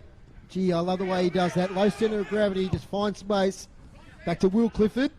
Kick up here looking for Griggs. He can't take it. Blackberry gets a high tackle. Not paid. Now Seymour. Gets out of strife. Kicks towards half forward. Liam Jones. Big fly. At the full, it's Taylor. Taylor with a handball looking for Polfreeman who keeps his feet. Going past now is Jacob Boyd. Keeps it low and kicks a goal. Great team play by the Blues. They worked it out beautifully, combined well, and Jacob Boyd was on the end of it. Kicks a rare goal for him, and that's their 17th. 17-15-117 to 7-9-51, and this could blow out late, Max. Yeah, it could, Dave. Well, it has, Dave. It has. It's game high, I think, 66. Yeah, 65, 66 points now. So that was just a bit clinical then through the middle, and you got your running half-backs coming off the half-back line, reading the play, just getting on the end of it, and doesn't get the opportunity to kick too many, that half-back line, and especially Jacob Boyd, but he'll be very happy to get his name in the goal-kicking column. Gardner versus Gronawagen. Nice tap from Gronawagen, giving the Blues first use. Miller Hodge in the middle now. Kicks into the man on the mark, but chases. Hines back to Hodge. Hodge looks up, kicks it out towards us. Punched away from Brendan Taylor. Paul Freeman tries to keep it in. Ball's going to trickle over the boundary line, directly in front of us here on the Antarctic balcony at Windsor Park. Hasn't got any warmer. Has not got any warmer. Hypothermia starting to slow us down up here in the commentary. Gardner, nice tap to Lovell. Oh, Kingborough players collide with each other there. No one talking. Ball's going to trickle out. No, kept in, touched off the boot. Kick from Boyd. Reardon punches it out again just in front of us. We've got all the action in front of us here at the moment. Geez, that was a big clash there. It was Dygan and Ashland. It was. No Both players seem okay. No talk there. No one calling my ball. The spectator gives it back to the boundary umpire. Thrown in directly in front of us. We've got a great view here on the balcony. Heading deep into the last quarter. Nice tap there from Gardner. Picked up by the skipper. He's battled hard today for Kingborough, has Clifford. Not his best kick though. He'll fight to keep it in. Tackle just inside the boundary line. Two Blues there. Wrapping Ashland up. Inside 50 just caught a rob. 11 to Launceston, 6 to Kingborough. Yeah, they've certainly finished off well. Umpire throws it up. Gardner to Ashland. Quick kick forward. Jaden Hines had it, lost it. Harper had it, lost it. Kingborough now with the numbers, take it away. Funny old kick back towards the centre of the ground. Bounces at right angles. Trying to make something out of it, get a last score. That's a really, really nice chase down tackle there. I think that might have been Woolley, was it? Yeah, no. Ball still bobbling around there. Kingborough play a high tackle from Blackberry. Umpire says no, you've had an opportunity. Blackberry will take the relieving free, moves it quickly, heads it out towards Jake Hines. Reardon there, creating the outnumber for Kingborough. Ball's surrounded by players. And the umpire says it's mine. He's going to ball it up. Just on the point of the square, Dave. Collingwood have got up by 7 points, and North Launceston lead now by 58 points at North Hobart as it comes out now to Reardon. Round the corner, only as far as Boyd. Boyd overruns it. Taken now by Lockie Clifford. He kicks wide, very wide, out of bounds on the full tide. Kick there from the skipper. So 66 points at the margin. This quarter it's been 4 goals, 4 to Launceston, 1 goal, 3 to Kingborough. Sideways kick comes now to Woolley at half back. Mark dropped by Boyd, has time to recover. Handball's in a hurry now to Harper. Play on to advantage. Free kick was paid. Back to Jamison House. There's a lot of time, a lot of space. Kicks inside towards Taylor. Clears him. Now Liam Jones will try and keep it in, but to no avail. Boundary throw in. 5-2 next Saturday here at Windsor Park. Launceston versus North Launceston. The Bombers will be confident after a big win today over North Hobart. See if they can match the Blues. Gardner from behind gets a tap to Taylor though for Launceston. He's caught up in a tackle. Ball up.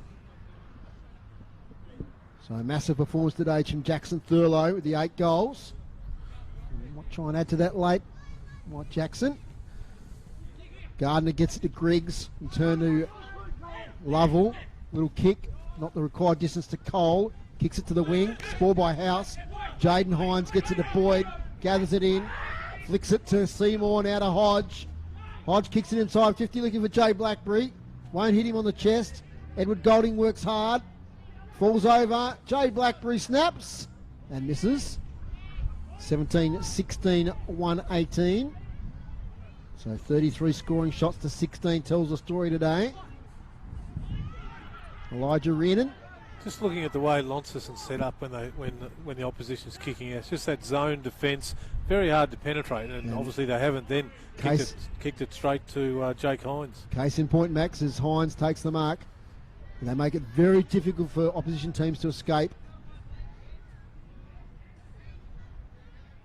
Thurlow gives him a lead. Then he thought, no, I kicked 10 last week. You're not going to get that 9th and give you a sniff to get the 10 that I did last week. Kick 2 this afternoon. He's kicking from 50 against the boundary line. He loves these though. Jake Hines. He pushes it to the left. So a string of behinds here for Launceston. 17-17 to 7-9.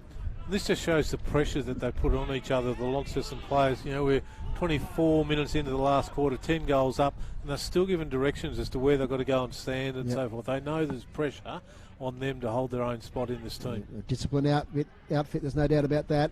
Back now towards Hines on the boundary line, but it falls out of play. So early today, Clarence had a comfortable win over Glenorchy. Improved effort from Glenorchy. The margin really blew out late in that game.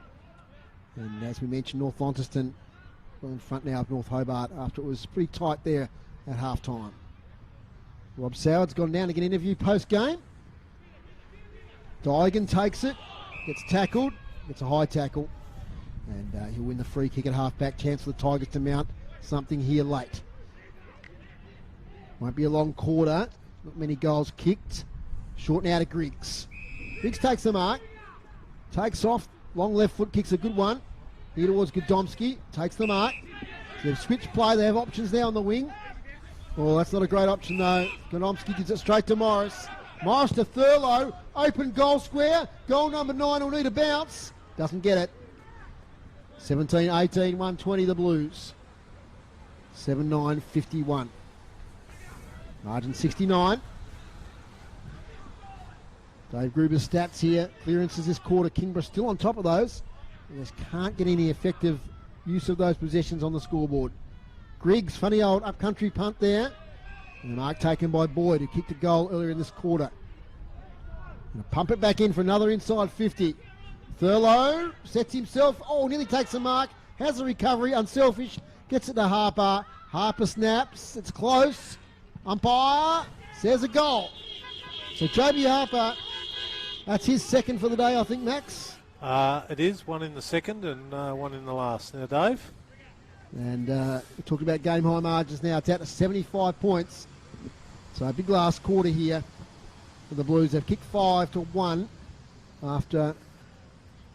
And the inside 50s, I don't think the Tigers have had it past the centre for probably 10 minutes, I would have thought. No, inside 50s their group. So we got, 14-6. Yeah. So I think Kingborough had most of those early. They did. They kicked absolutely. a goal early in the quarter. It'd certainly be a good 10 minutes ago since they would have entered their 50, I would have thought. There's a new stat for us, Grooves, to put down when they actually enter, eh? Yeah, you can add to that. He's always adding to this stats analysis is Dave Gruber. Tap one there by Gardner, gets it to Lockie Clifford. Only his father was Boyd. 27 minutes gone. Closing in on full time as Jaden Hines looks for Boyd once again, who takes a strong mark up against Luke Graham. Centres the ball to centre of the ground here, looking for Jake Smith. He takes it, releasing handball to right. Has support now from Palfreyman. He'll cross 50. Great game today, Brody Palfreyman. And he will not get a goal in the last quarter as it hits the post. Left-hand goal post. 18-19, 127 to 7-9-51. Peppering the goals at the moment of the Blues. Elijah Reardon goes wide looking for Golding. Gets it a millimetre inside the boundary line. Takes the mark. Defensive 50. Edward Golding. Oh, big fly there from Smith. Can't complete the mark though. Taken by Jaden Hines. Seymour. Swinging kick. Ian Taylor in the contest with Sorty. He can't take it. Dumped away by Godomski. Ball eludes Lockie Clifford. Taken there by Hodge. Kick smothered. It's inside 50 again for Launceston. Brennan Taylor gets it to Liam Jones. Looks for an outlet. Kicks semi-smothered. Taking away is Kieran Lovell. Kicks it towards the wing. Oh, smashing the contest there was Jamison House. Put the big spoil on Tompkinson. Now Jacob Woolley. Josh Woolley, sorry. Kicks it inside 50. It's with Jackson Thurlow. Swings towards goal. Blackberry in the goal square. Takes a chest mark. Plays on and goals. Another goal to Launceston. Second of the day to Jay Blackberry. And it is really blowing out late here at Windsor Park. First for the day. First, thank you. 19-19, 133 to 7-9-51. Yeah, it certainly has blown out now, Dave. And I guess you've got to look towards the remainder of the season now for the Tigers. They've had a really good look at Launceston today in what was a reasonably good day for footy, apart from a bit of swirling breeze. And certainly the ground conditions have been pretty good. But in saying that, Kingborough would be accustomed to that as well down at Twin Ovals. It's it's a bit Antarctic-like up here, and it can be very much Antarctic-like down there at that complex as well. So they've got a lot of things to look at to be able to bridge this gap. Absolutely. As Lockie Clifford wins the clearance here, to Jacob Boyd, flew for the mark, couldn't take it. Alec Wright coming out, taken by Seymour, swings it towards half forward from the back. Sortie thumped here towards Liam Jones, low kick looking for Thurlow, great sport from behind by Godomski, spills to Taylor. Godomski in there again, fighting for it with Palfreyman. Palfreyman lays a tackle, and both teams giving 100% late in the game. As the siren sounds at Windsor Park, the car horns sound to herald a win there by Launceston. 19-19, 133, 82-point winners in the end over Kingborough, 7-9-51. Players shake hands, played in pretty good spirit this game. And Rob's out on the ground there. He's going to try and get us an interview when he can.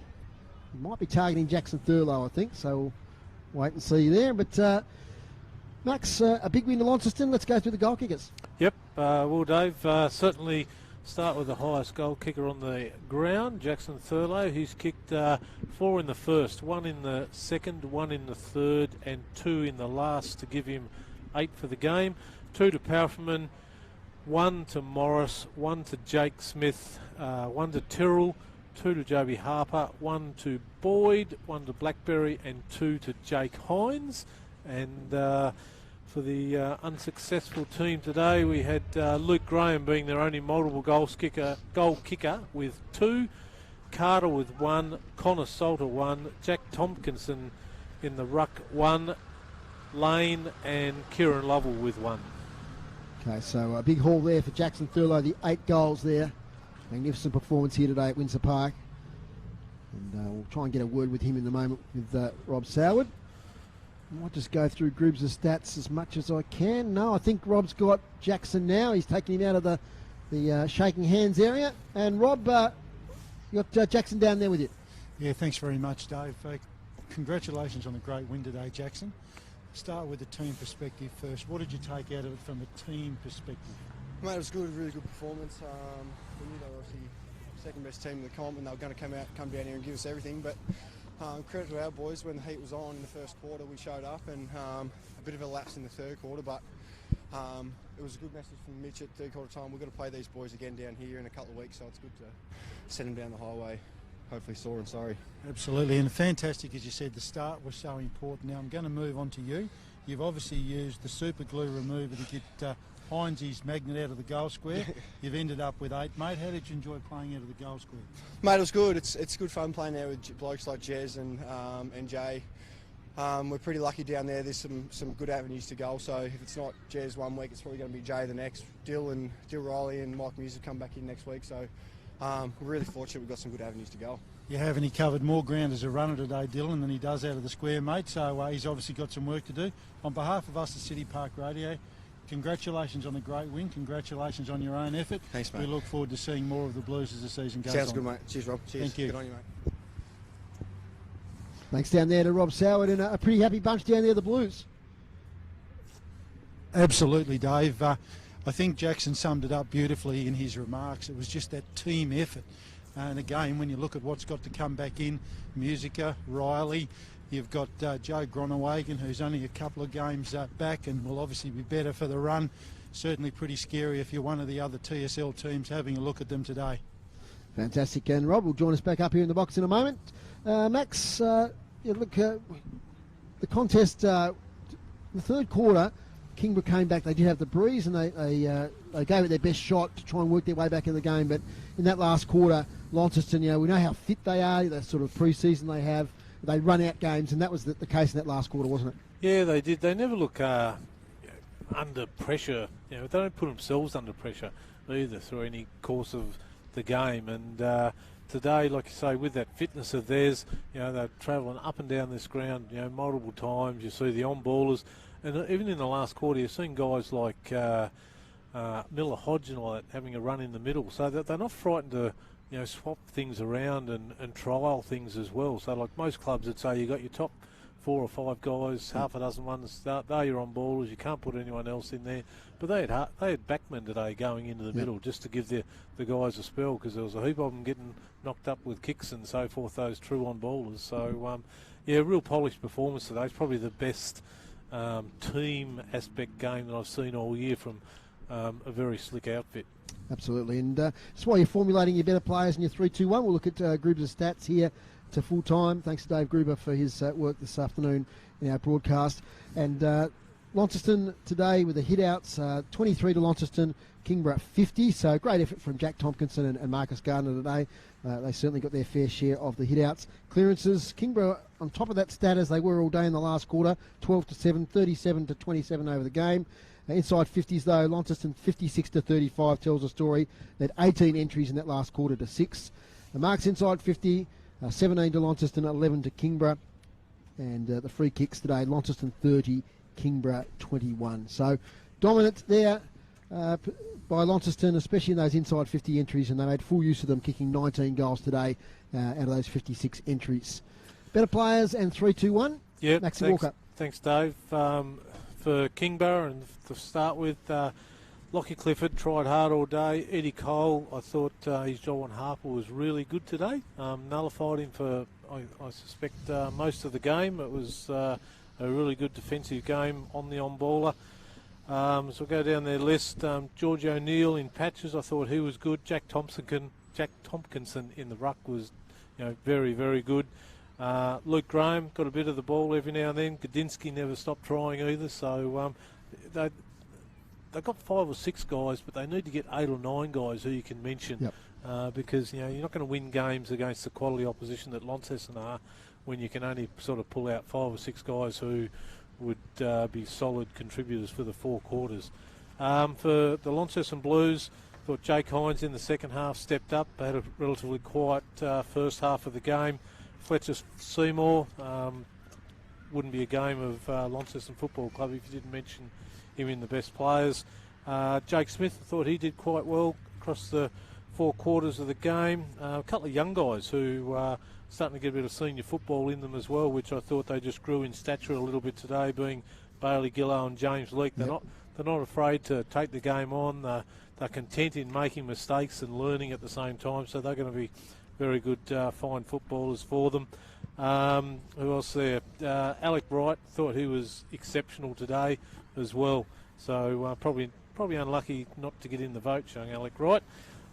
Today, 3-2-1, 1 vote to Kieran Lovell. He just got knocked up getting kicks. I don't know whether he reached the magical 5-0, but he'd be very close to it. And he finished off a lot of the work that the ruckman of the Kingborough guys, Tompkinson and Gardner, did. 2 votes, Brodie Powerful, one of his better games that I've seen him play, certainly this year and probably the part of last year as well. And 3 votes for a very consistent game, kicking 8 goals for the game. 4 in the first, 1 in the second, 1 in the third. Finished off with a couple in the last, and he probably could have got another one. Just the teamwork involved as well. He didn't obviously wanted to kick 10, because when you get to 8 as a forward, you would know that you've kicked 8, so you've got your eyes lit up to kick the 10. But he still fed a couple off and found time to do it. Without thinking, I'm going to kick them all myself. So 3 votes to Jackson Thurlow in what was a best on-ground performance. Yes, fantastic effort by the Blues today, winning there by some 82 points. So we look forward now next week to Launceston versus North Launceston Max. That'll be an interesting contest. See how the Bombers have... we've seen Launceston win comfortably both games, although the game at York Park was close for a long time. But we're interested to see the Bombers. I'm not sure if they get their Devils players back. I don't know if the Devils are playing or not next week, but it certainly helps North Launceston if the Devils are playing. Launceston have got a good group of Devils players as well, but I think they're more important to North than what they are to Launceston. Absolutely. And Rob, thanks for joining us this afternoon. Thanks, Dave. An absolute pleasure. Great calling, everyone. And we... For 1 versus 2, Launceston certainly stamped their authority on the game, and Kingborough, hopefully some good takeaways for them the next time these sides meet, Dave. And Dave Gruber, our stats man, thanks for your efforts today, Grubs. Pleasure as always, Dave, and look forward to next week. Absolutely, we're back here on the balcony. Happy Oh, with no worries. that. And go your Hawks tomorrow.